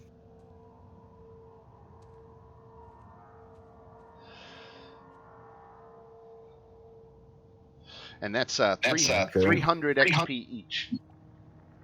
300 each. Okay, let's see. And then Anton's gonna try to grab the journal real quick. Oh, Shadow was already grabbing the journal. Can't take it. He just wants to see what it is. Let me see that journal, Shadow. Does it say what it is, or what do I make of this journal? The journal catalogs his figurine collection. The wizard in charge of this area is a man named Kristoff. And let's give somebody who doesn't have a spirit yet, Uhtred. Uhtred, let's give Kristoff, the spirit of Kristoff possesses you. Yeah, I'll give the book to Uhtred. Like, this is boring. All right, Uhtred, if you look in your handouts, you should see an entry for Kristoff the Younger. Shadow's like, let's move on. Come on, we got to find this. We have to find this murderer. Also, I'm very low in hit points, but that's fine. Let's see. So, Anton, you're dancing down here in front of a room. And Zolan, you're outside of another one. Let me start with Anton. Though shelves and a desk are present in this room, almost every available space is covered in creatures and preserved through taxidermy, from mundane animals to magical beasts.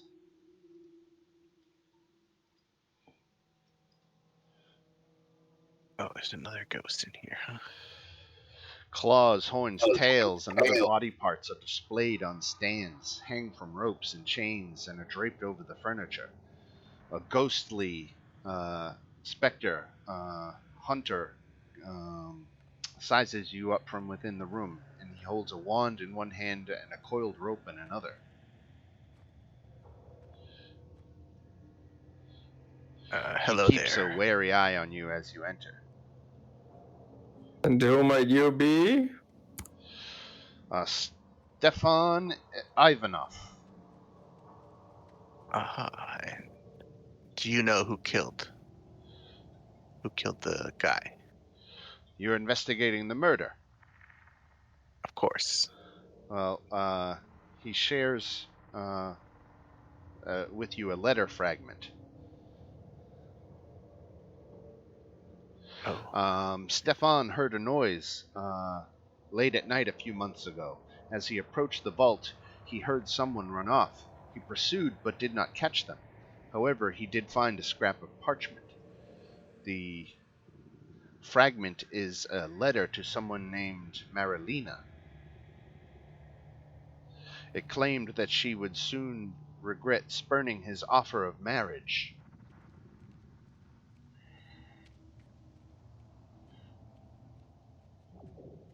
Marilena.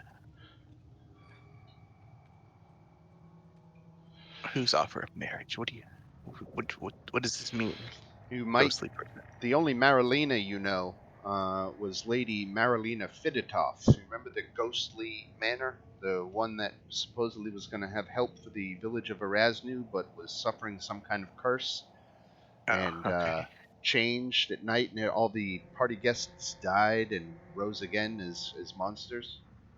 Oh, that was so long ago. Yes, I Right, remember now. right.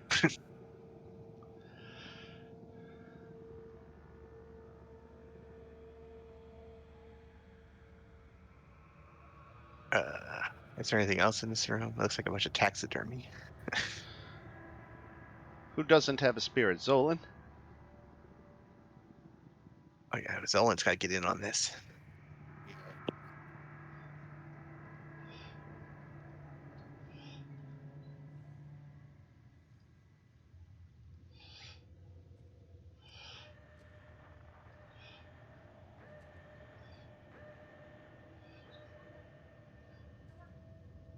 Yeah.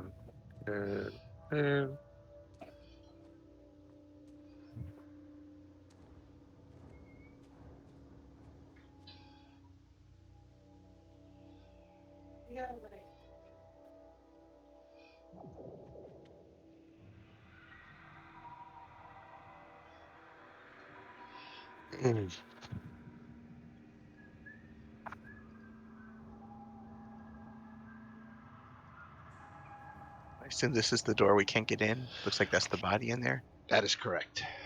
Okay.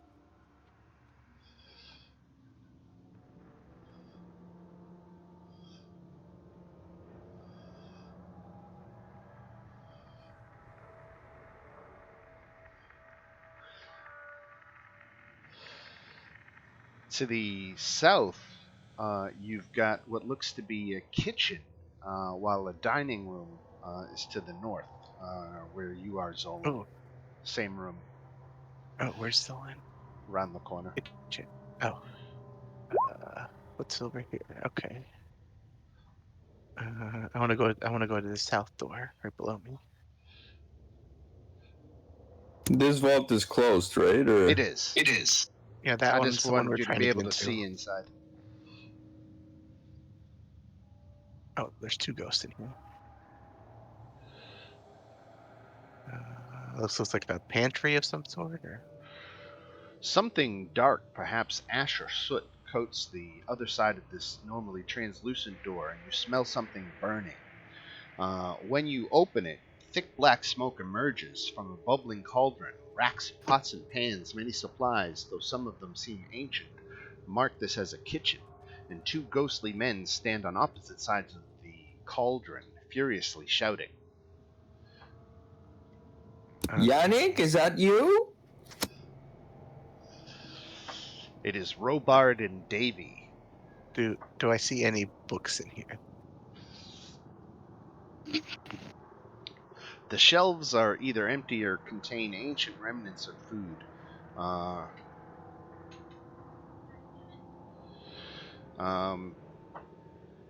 It seems that Robard and Davy don't have a need to eat, but they still enjoy the diversion of cooking. So they'll use magic to create the food that they need. Robard and Davy obsess over a heavy metal-bound cookbook. Oh.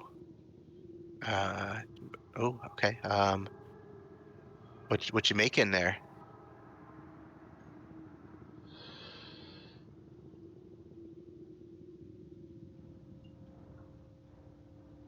Can I take a look? Can I see your recipes? I'm a bit of a cook myself. So they're making a soup, and they invite you to try the soup and provide your critique. Can I look at the cookbook? I want to see what's in the soup. What are your ingredients? How much salt? Can I see it? Taste the soup first. Oh, you have to be bold. He'll taste the soup. All right. I'm going to give you a second spirit. Oh, yay. So and technically this is 2 for 1, so it's getting crowded in there. I'm going to have multiple personality disorder. Right. Here you go, Shadow. Here's Robart and Davy. Okay, let's see here. Oh, you feel torn by split personality. How nice. Now 3 ways. Oh my goodness. So many spirits now. Okay. No journals in this room? Just the cookbook, and the cookbook contains alchemical formulas, and 2 of the pages are actually scrolls. Hey, he doesn't know that. He doesn't know that. Shadow's taking the cookbook. Oh, okay. He's gonna try and take it so no one sees him. Anton is still dancing. He's gonna just try and steal the cookbook without anyone noticing. That was a bad roll. I saw that, Shadow. What you got there? Nothing. It's just a cookbook. It's fine. You know I like to cook. Don't you lie to me.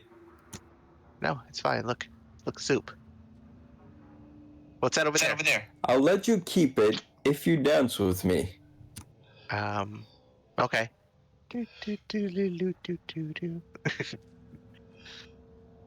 He slides the cookbook into his bag while he's dancing. All right, next room. Oh, good. Whew. Okay. Let's see what else here.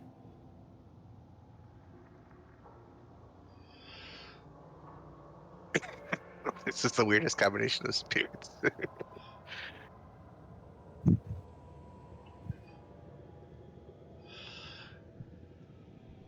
All right, so let me scroll back here to this room. So,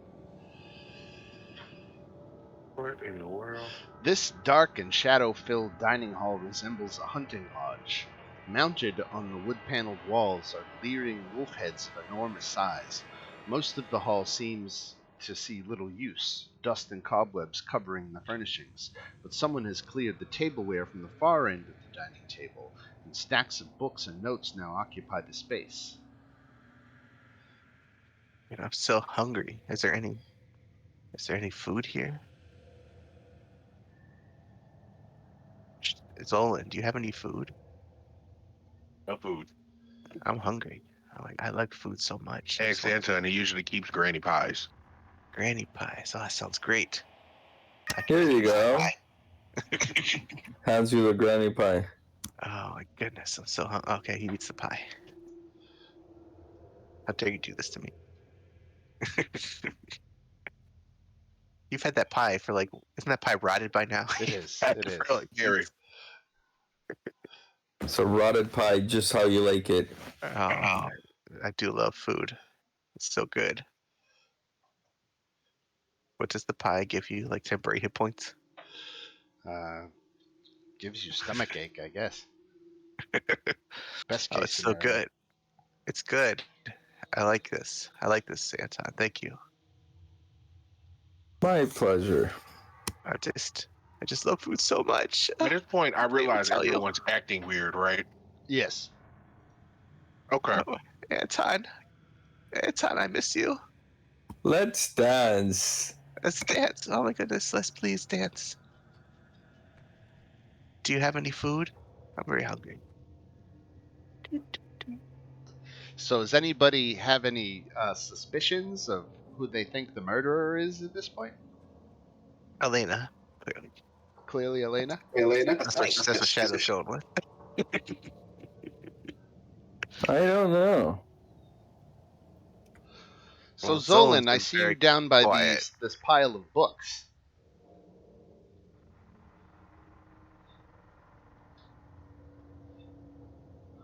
Anybody checking out these books? Yeah, I'll check him out. No, I already have the book I want. I'm gonna try to find a specific journal from Yannick. I'm perusing over them. I'm not touching them. Just looking at the titles from the top of the table. Right. And then 'Cause I'm Anton comes over and, with his big mitts, begins ruffling through the books? Yeah, to look for Yannick Janakov's journal. Okay, so as soon as you touch and disturb the books, spectral dire wolves appear. They leap down from the wall, and their ghostly forms now sit on the floor, growling and snarling at you. Oh, Wolfies want to dance too!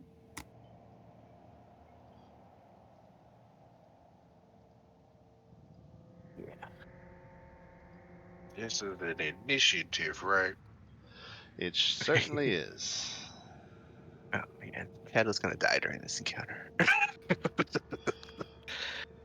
Okay.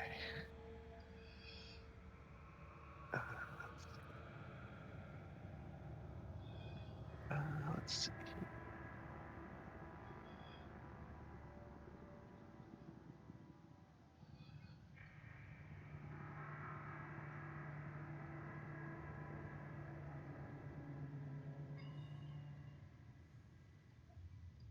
1, 2, 3, 4. Who are we missing? Uhtred?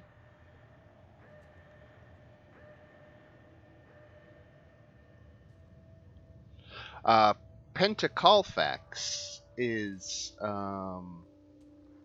Someone asked what Pentacolfax is. It's best I can see is it's some kind of arcane title. Um, Perhaps someone who specializes in a specific area. I can't say, but for our purposes, you can effectively treat Pentacolfax as a proper name. They always refer to he/she as the Pentacolfax, so it seems to be something of a title. Um, but again, for our purposes, it's just as easy to treat it as a proper name.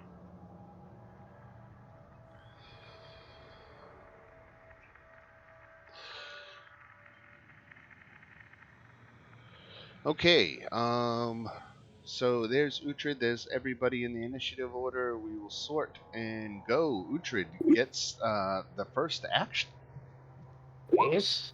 So 5, 10, 15. Right. I'm going to flying in one hand axe in each hand, hitting both of them, just like spreading my arms apart, hitting them both like the same time, kind of thing. Oh, one hand axe. So that's the one on the top. That probably misses. Let me see what their armor class is. Oh. 14. Okay. So that one doesn't hit. And then I'll go with the one below. 18. That hits. 9 slashing damage.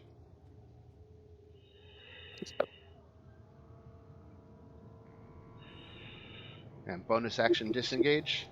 Yes, please. All right, Shadow. Oh man. Okay. Let's see. All right. He's just gonna attack this one to his left here. Let's see. First attack 14 hits. for 5 damage.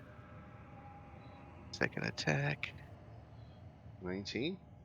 for Another 5 5. damage. And bonus action attack. Crit fail. Oops. Okay.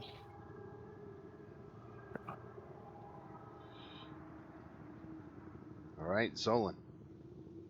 Zolan is going. If I move here, does he get a attack of opportunity? Actually, you know what? Let's play that.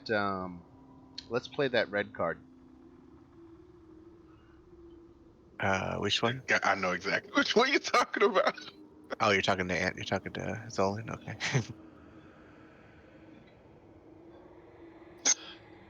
You act last in the initiative order. So I'm going to move you way down here. And that means it's Anton's turn.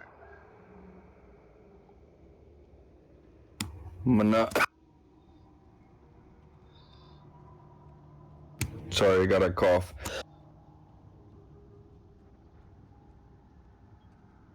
Alright, I'm gonna rage and start slashing around.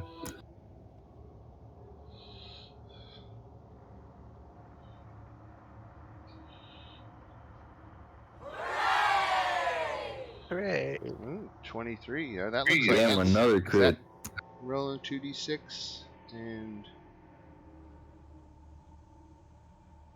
Yeah, your crit is working. no, the crit is rolling. Oh, it's rolling 46. Yeah. So I should take. What is it supposed to roll? It's supposed to roll 2d6 on a crit. Okay, I don't know why.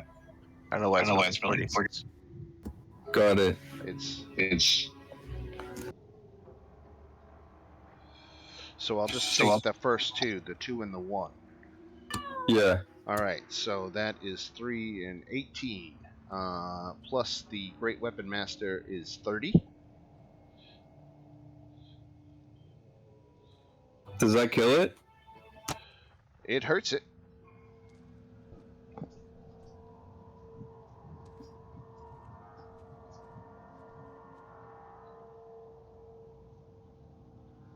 And 23 for 23.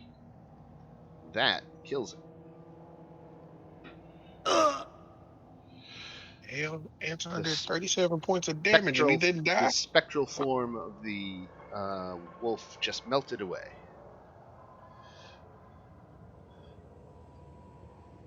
And that's when this one goes.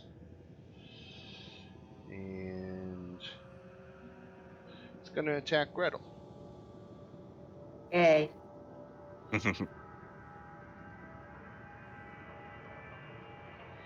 Hit Oh, son of a bitch. for 8. And you must succeed on a DC 13 strength saving throw. Excellent. Okay, so you're not knocked prone. This wolf is out of the fight. This wolf is going to attack Shadow. Does a 16 hit? Yes, that's my armor class. 6 piercing damage. And a strength saving throw, please. That's a great save. Let's see. Okay, Nice. knocked prone. Attack rolls against you have advantage if anyone's within 5 feet, but he would have had advantage for pack tactics anyway, so.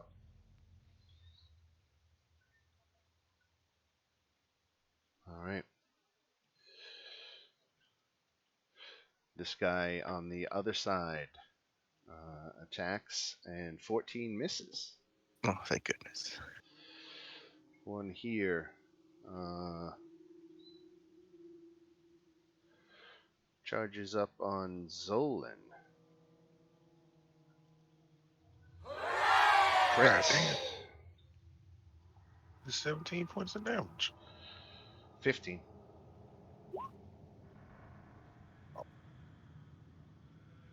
And a strength saving throw. Strength saving throw. Okay, not prone. Gretel.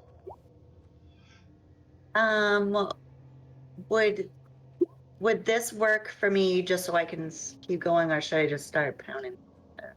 Oh, I don't think they're evil. Like a undead? I was just thinking they were undead. No. All right, so I'll just start pounding. No, they're none of those things. All right, let me just try for this guy. Inspiration lets you re-roll a attack roll, basically give you advantage on something you otherwise wouldn't have advantage on. All right, I'm gonna go for this guy with 2 of these. Okay, 1 hit for 7 radiant damage. All right, and then I'm just going to cast my Hunter's Mark. So just putting it on him for now. Oh, here.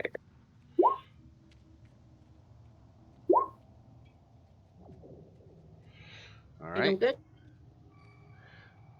All right. That Wolfie got hit for that, and now it's his turn.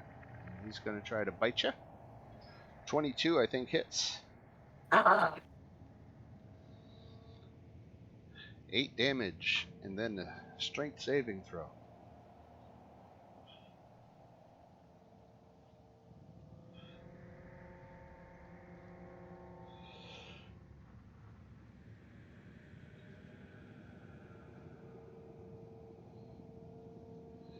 This one comes down to Anton.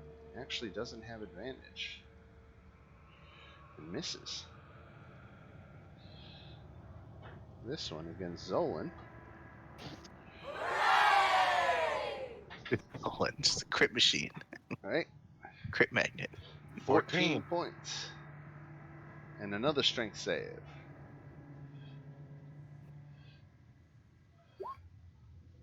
Okay, that failed, so you are prone.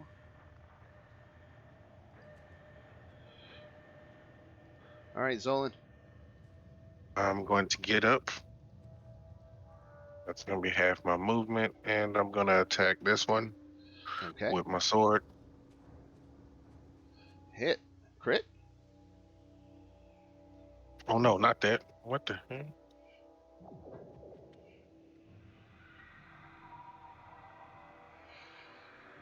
And I'm doing this with 2 hands. All right, so two-handed crit damage.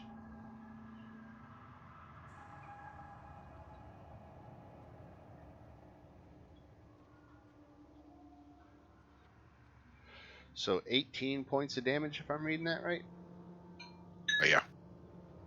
on the first hit. So 18 points, and this is the one on the bottom right of you, 18. Yeah, total 2-handed damage plus total 2-handed crit damage. Right. So, yeah. And then the... Plus the cold damage. Oh, well, no, that's already added. Right. So, yeah. Okay, and then the second attack missed. Mm-hmm. All right. Uhtred. I'm just trying to see something. 1 second. So if I come back in and there's the two that, no. All right, let me see. All right, I'm gonna come back in just so I can see.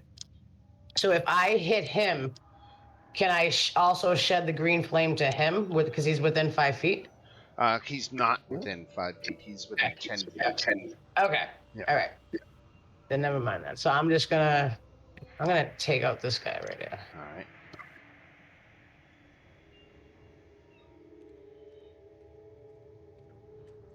Am I flanking? Do I have advantage? No.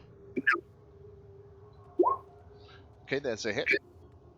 And I'm gonna do one-handed. Every time it's always opposite. Every Right. time I pick, it's always opposite. It's uncanny. Oh, I'm gonna do it again. And I'm gonna go with one-handed. There you go. The one time it did matter. I get my sneak attack. Yep.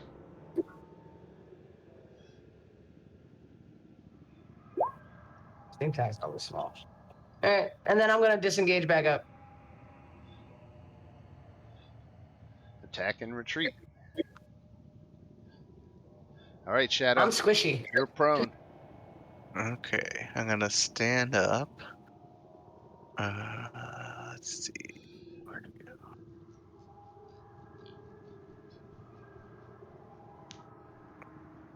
Yes. Where was it?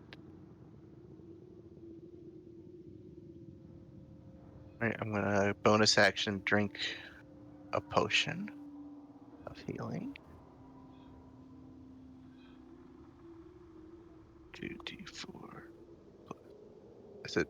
What is it for? Is it 2d4 plus 2? 2, I think. Yeah. Okay. All right, I need that. So heal for 6. All right, and then I'll attack this one again.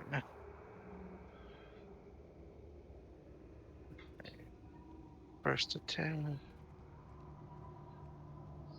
Has a hit. 5 damage. That's really shitty. Yep. Okay, second attack. I think that misses. It misses. All right, and then I'm gonna take one step. Okay. All right, Anton. Alright, cool. So I'm gonna hit the wolf next to me.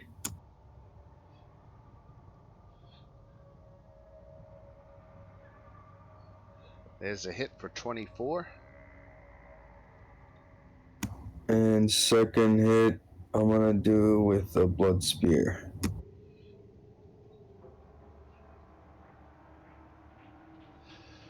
12 misses. Oh, shucks. You don't have any cards to give you a plus on an attack roll? You've got like 4 cards. What do you have? Savings throw. You can re-roll a skill or attack roll. Alright, I'll use that one. All right.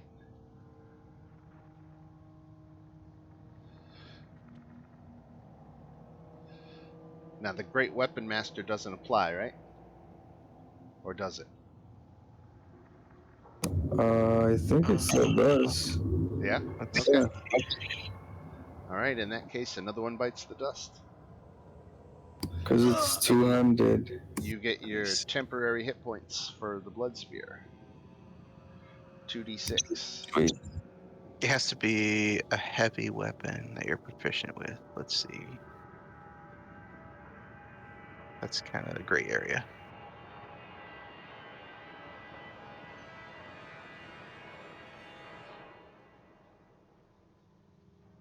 Yeah, so I guess it technically wouldn't. A spear is not a heavy weapon. Right. So it's not that it's two-handed. It has to be a heavy weapon. Got it. So does it still kill it? Let's see. How many points do I have to add back? I gotta add 12 back. No, you got to add 10 back. 2 10 is for back? the rage. Yeah. All right, 10 back. He's down to a single hit point. Oh, so close.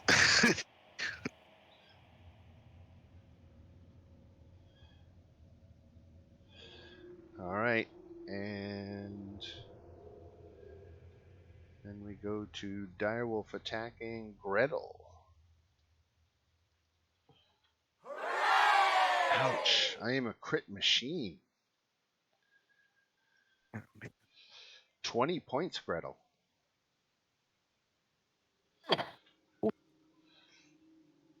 Oh no, that brings me to 0. Oh no. You did. Oh, people come help me. I can't heal myself. I have nothing. That's all right. Anton's gonna carry us to victory. Ugh. Why we all just slowly die.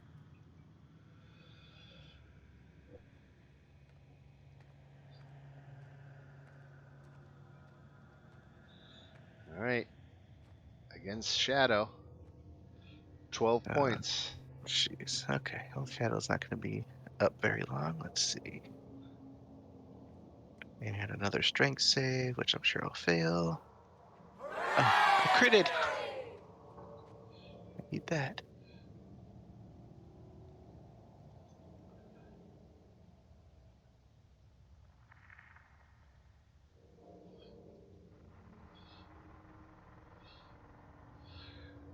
All right. I'm sorry, Shadow. 8 more. Okay, I'm gonna play my card. Okay. Force him to re-roll you back. See if you Okay. can roll worse. Nope, you did better. It didn't matter. Either way, I'm down to 0.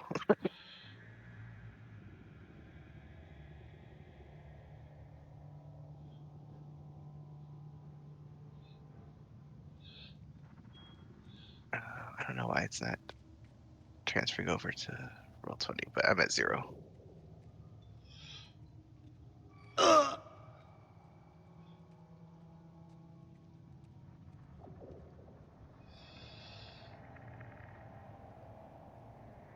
right, down here with Zolan. This is looking like GPK material. 16 hit, Zolan? Sir, it does not. All right, thank you. I'm starting to feel bad. Gretel, I guess you're making a death I'm save. making a death save. Ooh, giddy. My death saves. Oh, it's just a D20. Okay.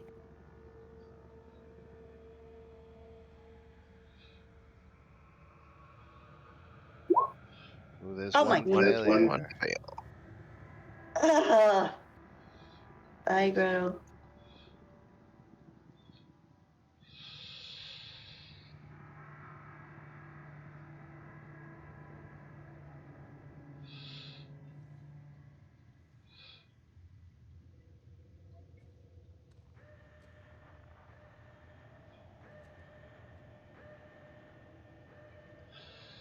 This the spirit of this direwolf fades away and rejoins the mounted head on the wall.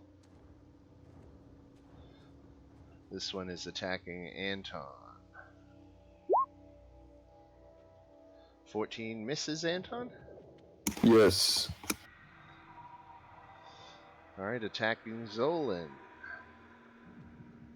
Oh, here comes another crit. 12 misses. Zolan. I'm going to hit this one 2 times with my sword. Both dead. Double-handed.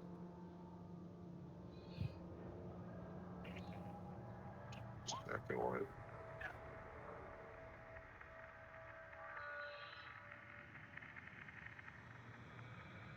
19.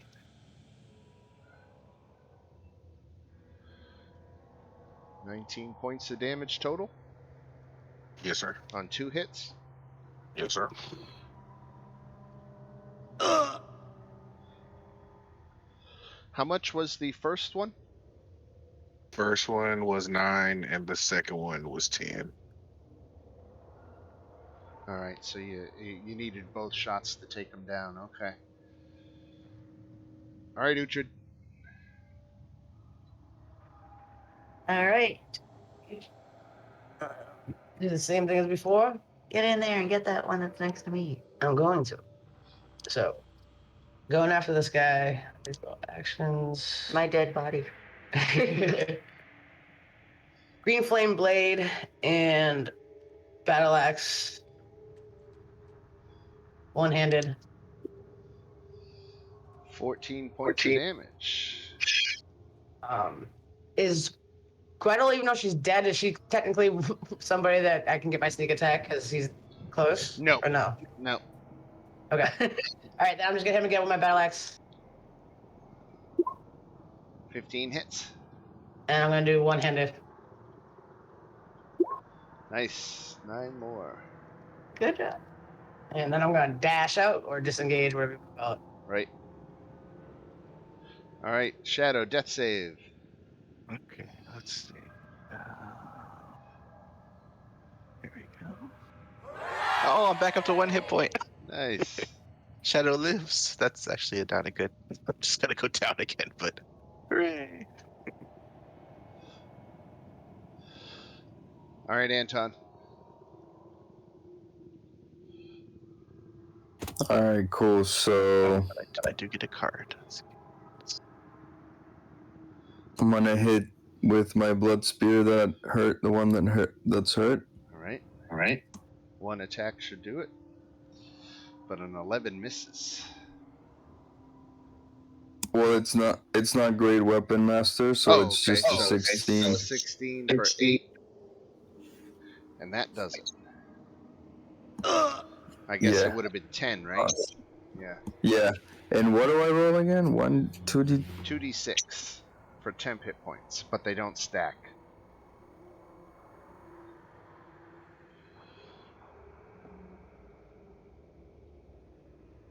5 is better than 2.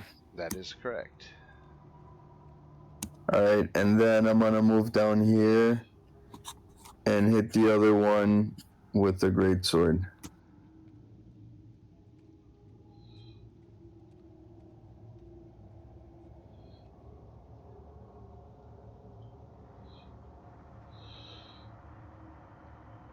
And that is Great Weapon Master, I take it, for 25? Yes. All right. All right, this dire wolf is going to come forward and attack Zolan, but not at advantage. How's it an advantage? It's not an advantage. Oh, So I think he tags you for 7 and needs you to make that strength saving throw. strength saving throw. You made it, so just the 7 damage. Shadow. This one's coming at advantage. God. Shadow goes down again.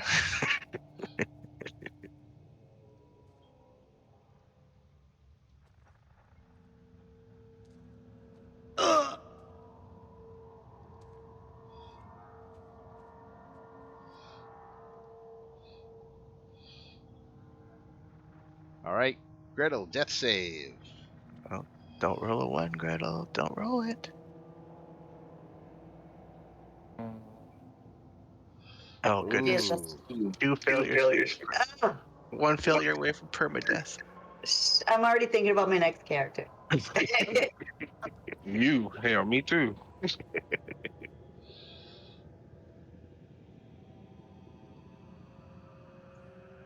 All right, Zolan. All right, I'm gonna attack this one next to me. Hit him twice with my short sword. I mean, my sword. 2 hits. The Only- second one is the crit. Both two-handed. All right, let's check that first one first. So total one-handed That's damage on the first one is enough to kill him. So you can okay. close the distance and get up next to this one for the crit. And we have the crit. Boom. 12? Uh, wait, hold on. No, that's 14. 14. All right. Uhtred. All right. I am. I might suggest that you sacrifice your attack to stabilize Gretel. How do I stabilize Gretel? You have to run up next to her and do a medicine check. Unless you have a healer's kit, in which case you automatically, I don't have. Or you could feed her a potion. or you could pour a potion down her throat. Do we have any potions that I would have available to myself? We do have potions, yes. All right. Yeah, the bag has potions. So that bag will say, technically speaking. Here, I'll take a potion off. All right. I'm gonna go give her a potion. All right, 2d4 plus 2 for a standard potion. Who, me? I guess roll 2d4. All right, so So Gretel gets 5 hit points. 7. She didn't put the +2. Oh, 7. 7. Yay, thank you. Yay, I'm alive. Yay, thank you. And so that was an action. So my bonus action would be to disengage or do like. Can I use my bonus action to attack, or no? If you No, there's very rare options to use bonus actions for All right. attack. So then I'm just gonna kind of stay there and hold Gretel. Cradle her. Okay, very good. All right, death save for Shadow. Okay, let's see. Can they roll another 20? Let's see. No, 1 fail. All right, Anton.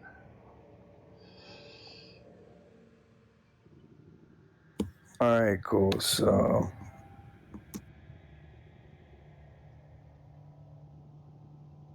I'm gonna move up here.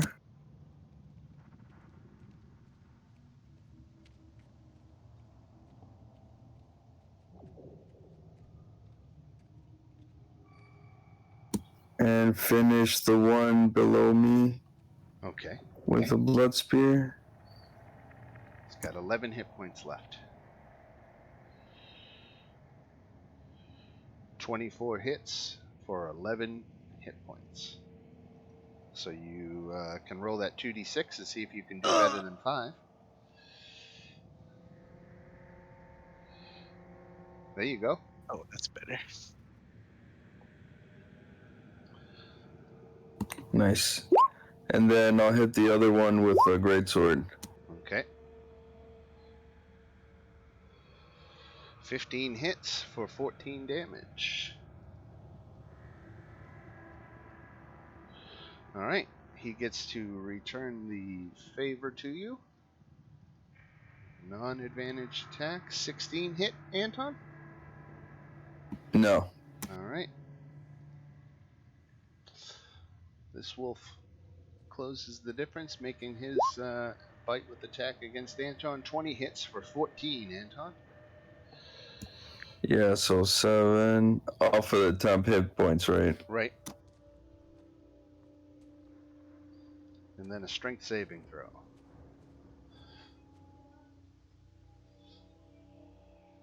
Okay. Gretel, you are prone on your back. So what does that mean? I have to take an action to get up, or You No, it's use half your speed. half your movement to get up, right? okay, so So yeah, I have 15 feet to walk if you want so to. 5, 10, 15. Mhm. All right, so I'll drag my half-dead corpse over to try to do. Okay, 2 hits for 14. And you take out another one. Good job. Only one remains. Zolan.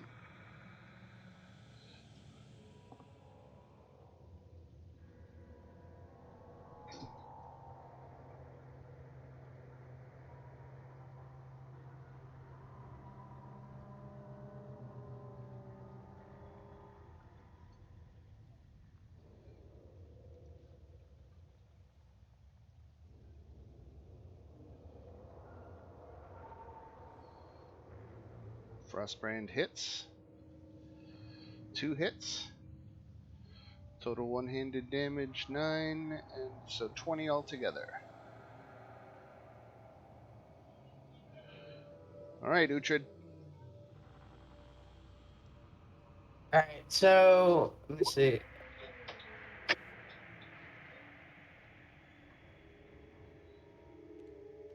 Alrighty. Sorry. It's all good. And then I'm gonna hit him. Battle axe, green flame, one-handed.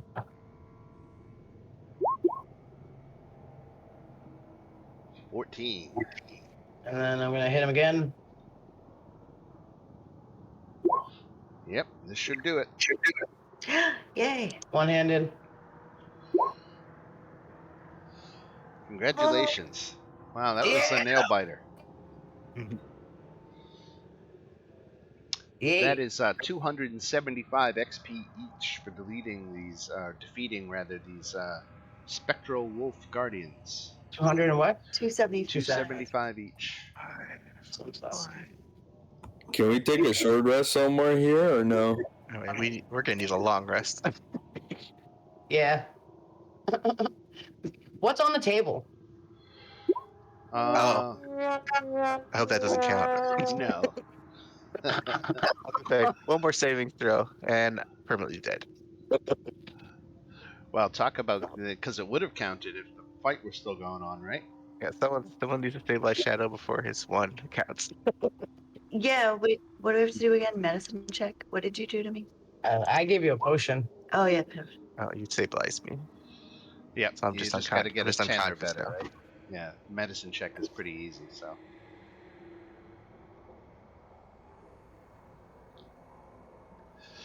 So 275 each, and let's get into what was there.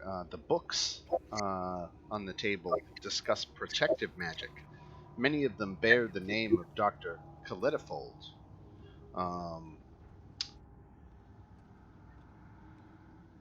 One of the books is hollow. Within is a small leather-bound journal bearing the Pentacolfax's name and her notes. Her hurried handwriting expresses reservations about the other wizards and how they became corrupt and descend into madness. She has proposed they all leave the secret level and find once and for all what changed outside the temple. Recent entries express certainty that Magister Krasanati poisoned all of them and then murdered Dr. Kaletifold. She blames Yannick for knowing something. She doesn't I believe know. this claim that the teleportation circles have simply stopped working.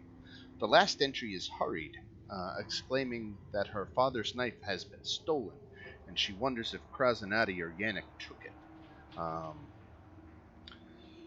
So that is what's in the books. So I think we need to find that knife.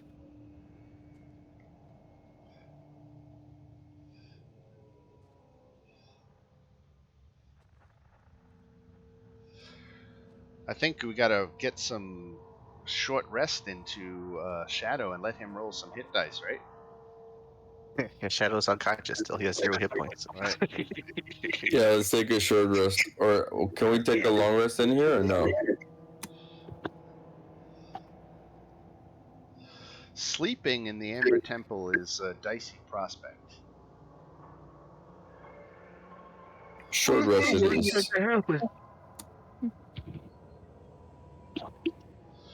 Let's see. Do we all still have our spirits with us? Like, are we still like possessed 14. Yes. even after a short rest? Yes. Alright. So we're doing a short rest. Yep, that's what Yes. it looks like.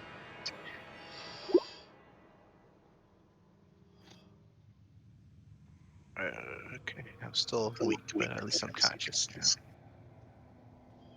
Why is this not sinking?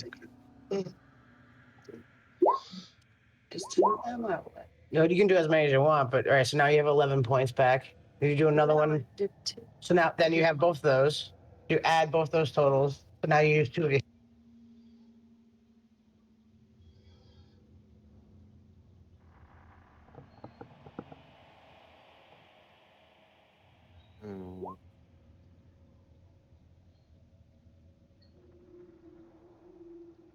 Let's see. What do we have? I'm running out of spell. Alright, I get 12 more.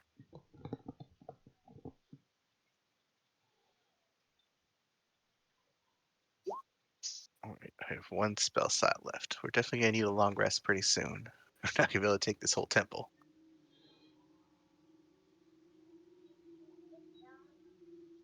Okay.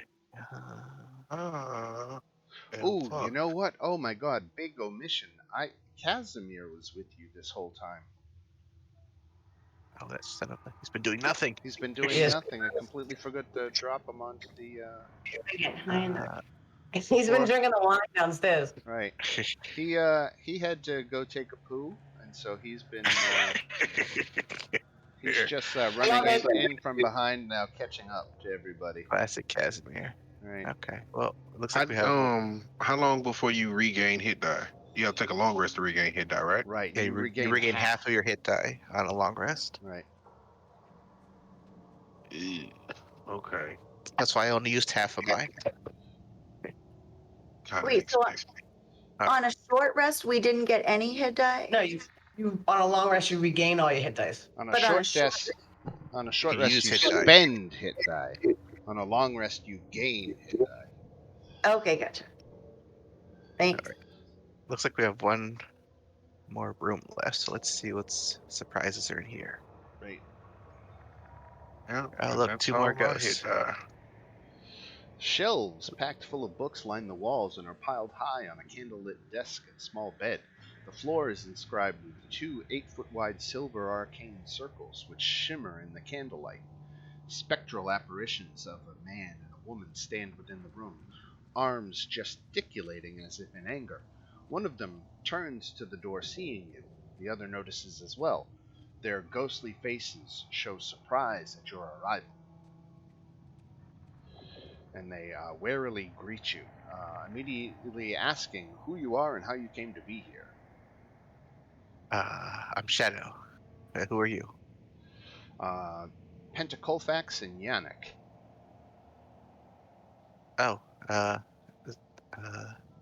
They wasn't were someone talking about arguing. Yannick? They were arguing over why the teleportation circles no longer work and whether the vestiges caused it.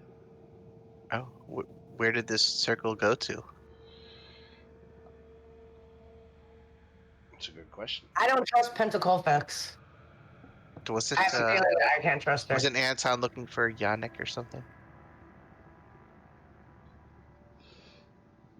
Yeah, is that One of where's these ghosts is Yannick.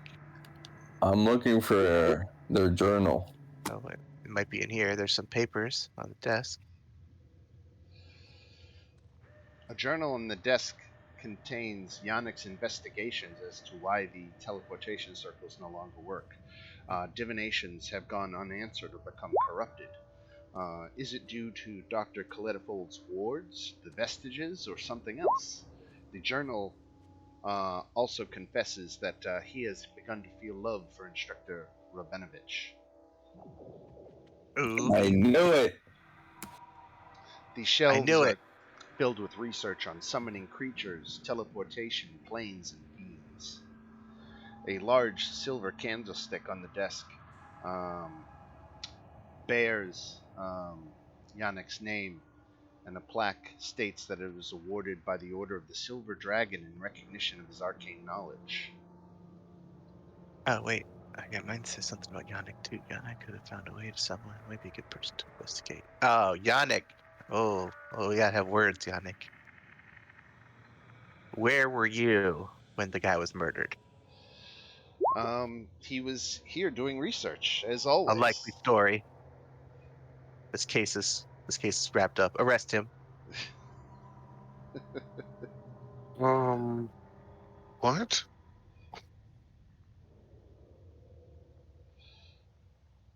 Found a way to summon. What were you doing with the circle? Were you trying to The summon something? the Pentacolfax, for her part, is very distrustful of you and is accusing you of being aligned with the evil wizards who took over the temple's upper levels. Crap, I have way too many personalities to make this work. Pentacolfax seems unstable. Bears are missing one. Utra, are you saying this out loud? Like this is what you're saying to us? Right. Yeah, I mean that's kind of like what I'm feeling as far as what I know as the spirit knows. I guess I have more spirits. Let me see. I guess we could. Who? Everybody's got one, so we're doubling up at this point. I have a spirit? Let's see who. I've had a hard enough time handling Uhtred. Never mind everybody else. Right. Man, you didn't give me a handout for a spirit. He doesn't even know what the fuck he wants to do. Solon, yeah, didn't he get? I thought you got a spirit, Solon. Nah, I didn't. I didn't get one. Well, Solon needs a spirit. Oh, and the other guy needs one too. What's his name? I thought Zolan, you did get one. Oh, sir. What's Zolan's color? Zolan is gray. All right. Well, let's give you Pentacolfax then, Zolan. Okay.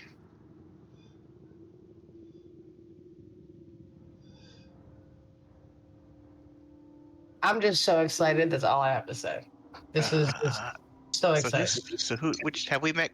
I can't remember. I'll keep all these names straight. Have we met Krasanati? Yes, Krasanati was the one in the laboratory. She actually never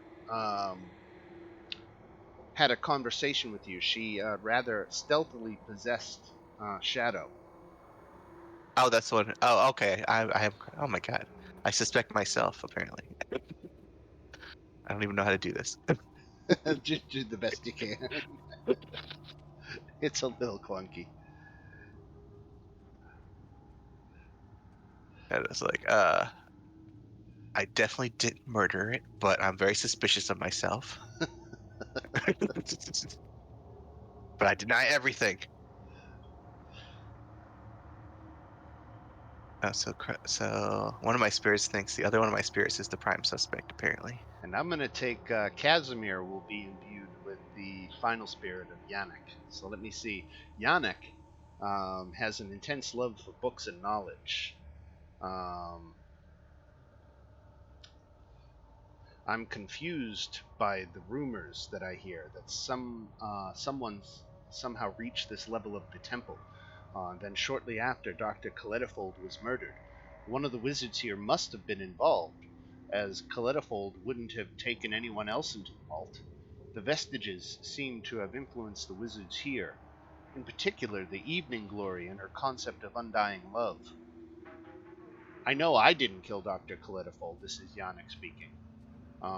Perhaps it was someone he loved. The door to the vault was tied to Coletifold's scepter, and since the door is still closed with him inside, the murderer must have linked a new object to the door's wards. We think that's a knife of some kind, right? Or are I we looking? suspect Yeah, Krasanati. Krasanati's killed before. He killed us all. She, rather. Wait a minute. yeah, I was thinking that because when Penty Colfax was talking, she was talking about her dad's knife. No, I'm innocent. I didn't do it. It was Elena. I think he did it. Sir not appearing. What were you? Where were you the night of the murder? I was You're with asking you guys. Pensacolfax? Yeah. Yeah, I have to be specific which spirit I'm talking to now. I'm sorry. Do you suspect me? Is that what you're saying? I feel like you're suspecting me. I feel like you need to tell me where you were because you seem really unstable. I'm unstable? No, not at all. You are Not at all. unstable, friend. But what I can tell you is the person you need to worry about is Dr. How you say his name? Coletifold? Coletifold. He had some visitors several months ago. He seemed afraid. Might want to talk to him. He He's did. dead. Dead. You killed him. No. Krasanati did it. What? That's outrageous. I bet you, if Krasanati did it, she linked it to that creepy necklace she's always carrying. Necklace. Where's the necklace? Where's the necklace? Ooh. And who is this that was carrying it around her neck all the time? Krasanati? Yeah, she's in the laboratory in the upper left. Cousinati's inside of me, apparently. Right. That's what she said. I don't know what you're talking about.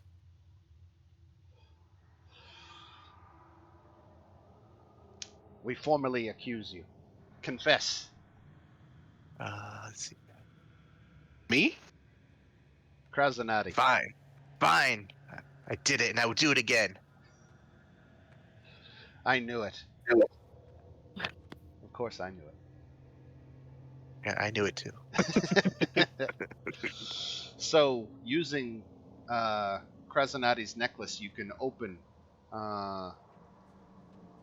your way into the vault and retrieve the amulet.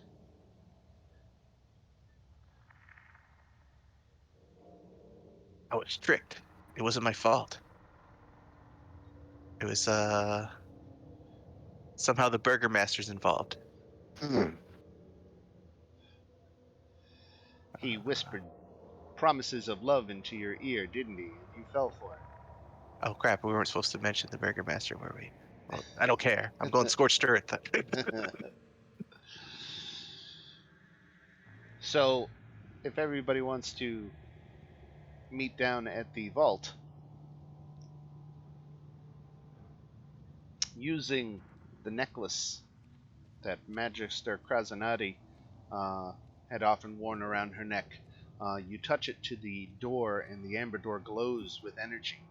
A pale blue rune of a rose is inscribed upon the door, and the chamber within has 3 alcoves, each bearing an amber sarcophagus. One of them to the south has been breached, and fragments of amber are spread throughout the room.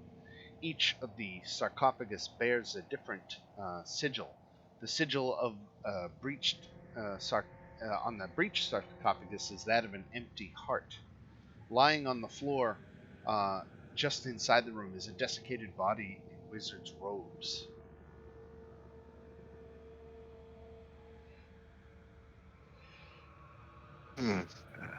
Okay. Let's see. So we have What happened here? His well, the robes are slashed and punctured as if something sharp was used to kill him. It was a knife. no, it was. Took off father's knife. It was a claw, I think. So the confession seems to be too much for the spirit within Shadow, and the spirit's essence reemerges from his body. Shrieking in thank pain goodness. and sorrow as it rises upwards and fades into the ceiling above. So you are no longer possessed by Krasanati. Oh, good. Now I just have 2 spirits. All right, 1 down. Right. Let's see. You Do hear? I remember all that? Do I remember everything that the Yes. spirit knew? Okay. Yes. Yeah.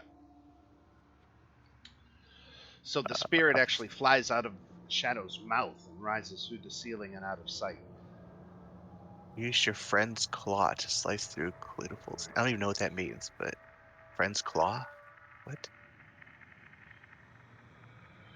So the west sarcophagi, the one over here, contains the vestige of Badremi. This is Oh. the dark vestige contained within. Oh, okay. Oh, so these have there's more dark gifts in this place. Okay. Right. And what about the one on the left? The one on the left contains the vestige of Acriex.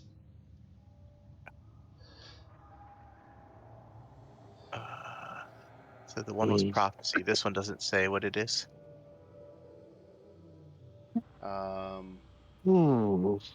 Let me edit that real quick.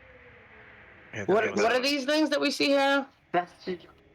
This offers dark, uh, There you the go. gift of truth. Yeah, we It's don't even power really know of about these prophecy. things yet. So there's a spirit within these blocks of amber that is reaching out to you, that is making these vague promises of gifts. So the reason we came here was for the necklace, right? Right. The small Is that silver locket is actually found under a chunk of amber. The locket is engraved okay. with a heart surrounded by roses. Okay. To be interesting, to be honest, it's not very interesting at all. It's non-magical, made of silver, and has already started to tarnish.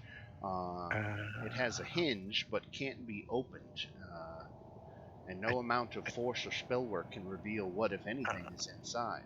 I wonder why he wanted this thing. It doesn't seem to be anything. But these amber things are interesting. No, right?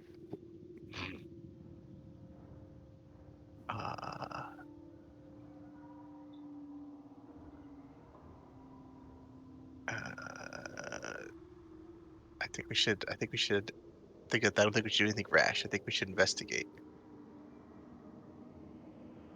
These things seem to be calling to us. I don't know. This doesn't seem right.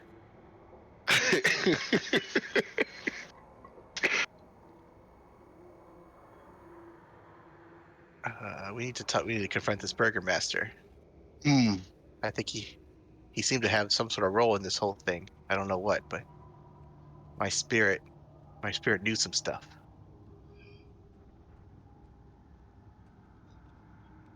Man, but these statues are so alluring.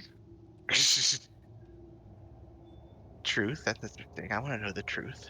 But what does I that mean? know the prophecy sounds amazing.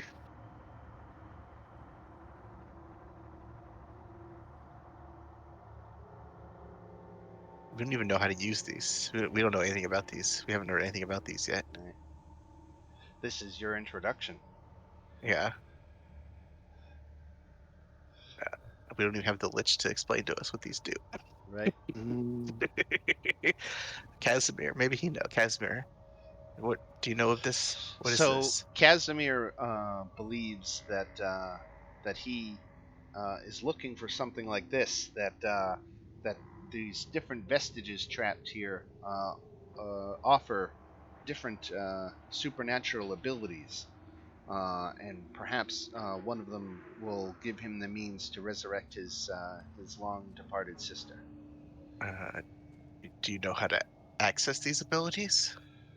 Um, you have to enter into a covenant with the vestige, and then the powers should become clear to you how they work.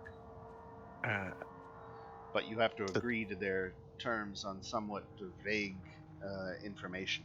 how do you find out their terms? Do you just talk, hello, hello, statue, hello? You have to accept the gift that they're offering. Oh, If you don't agree with their terms, can you give it back? No. well, that seems dangerous. I know. I think we should regroup and figure out what to do. Yeah, let's go talk to the burgomaster and think about it, and then come back. And let's take a long rest. Yeah. We're all very hurt. All right, let's head back out the way we came. Careful not to disturb anything. We don't know what's upstairs.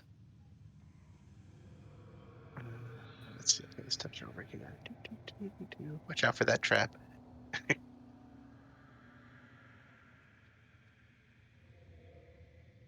Oh, look, it's just me with no light. Oh, I'm sorry. Oh, There was there you something go. else in there. Before you guys move, let me tell you there was a drift globe set into an iron sconce. Um, so let me give you the magic item drift globe, just because that is something you technically have found. Oh, yeah, we want that. A drip globe? Yeah, I don't know what that is. Let's see what it does. That seems interesting. Oh,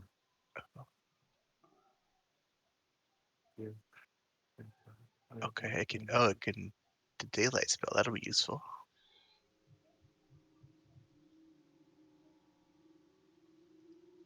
okay.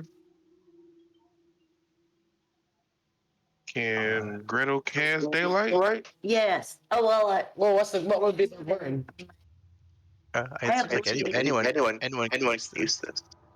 Okay. It can use once a day. Okay. Oh, that'll be useful. All right, now let's head back up to the entrance.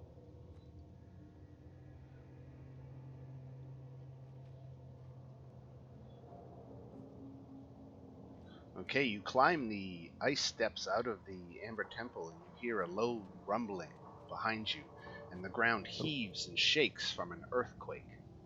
When the Oh ground goodness. finally stills, the Amber Temple still stands. Something tells you the lost level is no more. Coming to greet you is Ivan Randovich. The burgomaster eyes you warily. What news? Did you find the artifact? We have some questions for you first. So it is. Yes, we did find the artifact. We found a bunch of ghosts who had some interesting tale of murder and betrayal, and it seems you were a part of this. Um, What do you have to say? at this point, the spirit of um, Magister Krasanati rises up out of the ground. You have returned to me, Ivan. I will aid you once more. And the Burgomaster says that you sealed your own doom with your success, and you were too good and now have to die. You gotta be goddamn shitting me. Now, What happened? Now the Burgermaster wants to kill us. Dude, we have 0 health. We need to rest. Let us sleep. This is about to be a TPK. Can I just throw like an orb at him and just call it a day? well, I guess since we're right at the 1 o'clock hour, we could rather than get involved in another half-hour long battle, we could call it here and pick up with this fight next week, and it gives you at least a week to strategize and to clear off all the red cards that I built up. hope Meredith comes back next week. I'll go ahead and start working on my next character. I'm gonna be a cleric. I got We 15 need a health. cleric. The Burgomaster That's what I was about to be. boasts of his accomplishments in the Amber Temple. He came here months ago with his master, and his master entered the lost level and used the locket to draw out the vestige of the evening glory, who fused with his master. And he's been working for her ever since, trying to help her collect all these artifacts. She is the one who is attempting to win Lord Strahd's love. Her name is Esme Amarantha. She's a powerful witch, and Ivan has been working for her the whole time. I knew I'm glad we robbed his house. Right. Son of a bitch. So we will pick up here next week. Thanks all for another fun Saturday morning D&D session. I'm so glad you survived that wolf fight. I was getting worried there. But we have another. How tough are these knights? Let me see. Well, I'll give you a challenge rating. The challenge rating 3. His bodyguard's a challenge rating 3. Okay, that's not bad. Ivan is challenge rating 6, Okay. and Not too bad. the Spectre is challenge 1. Okay, so that's actually not too bad. We might make it. Right? Down some It's potions. below- You could do it. It's below our level. You so guys that's did do a good. short rest before coming back up, so if anybody has any hit dice remaining, they could have spent it. Yeah. It is. Let's see, what time is it here? It is like 8 o'clock at night at this point, so the light of day is definitely gone.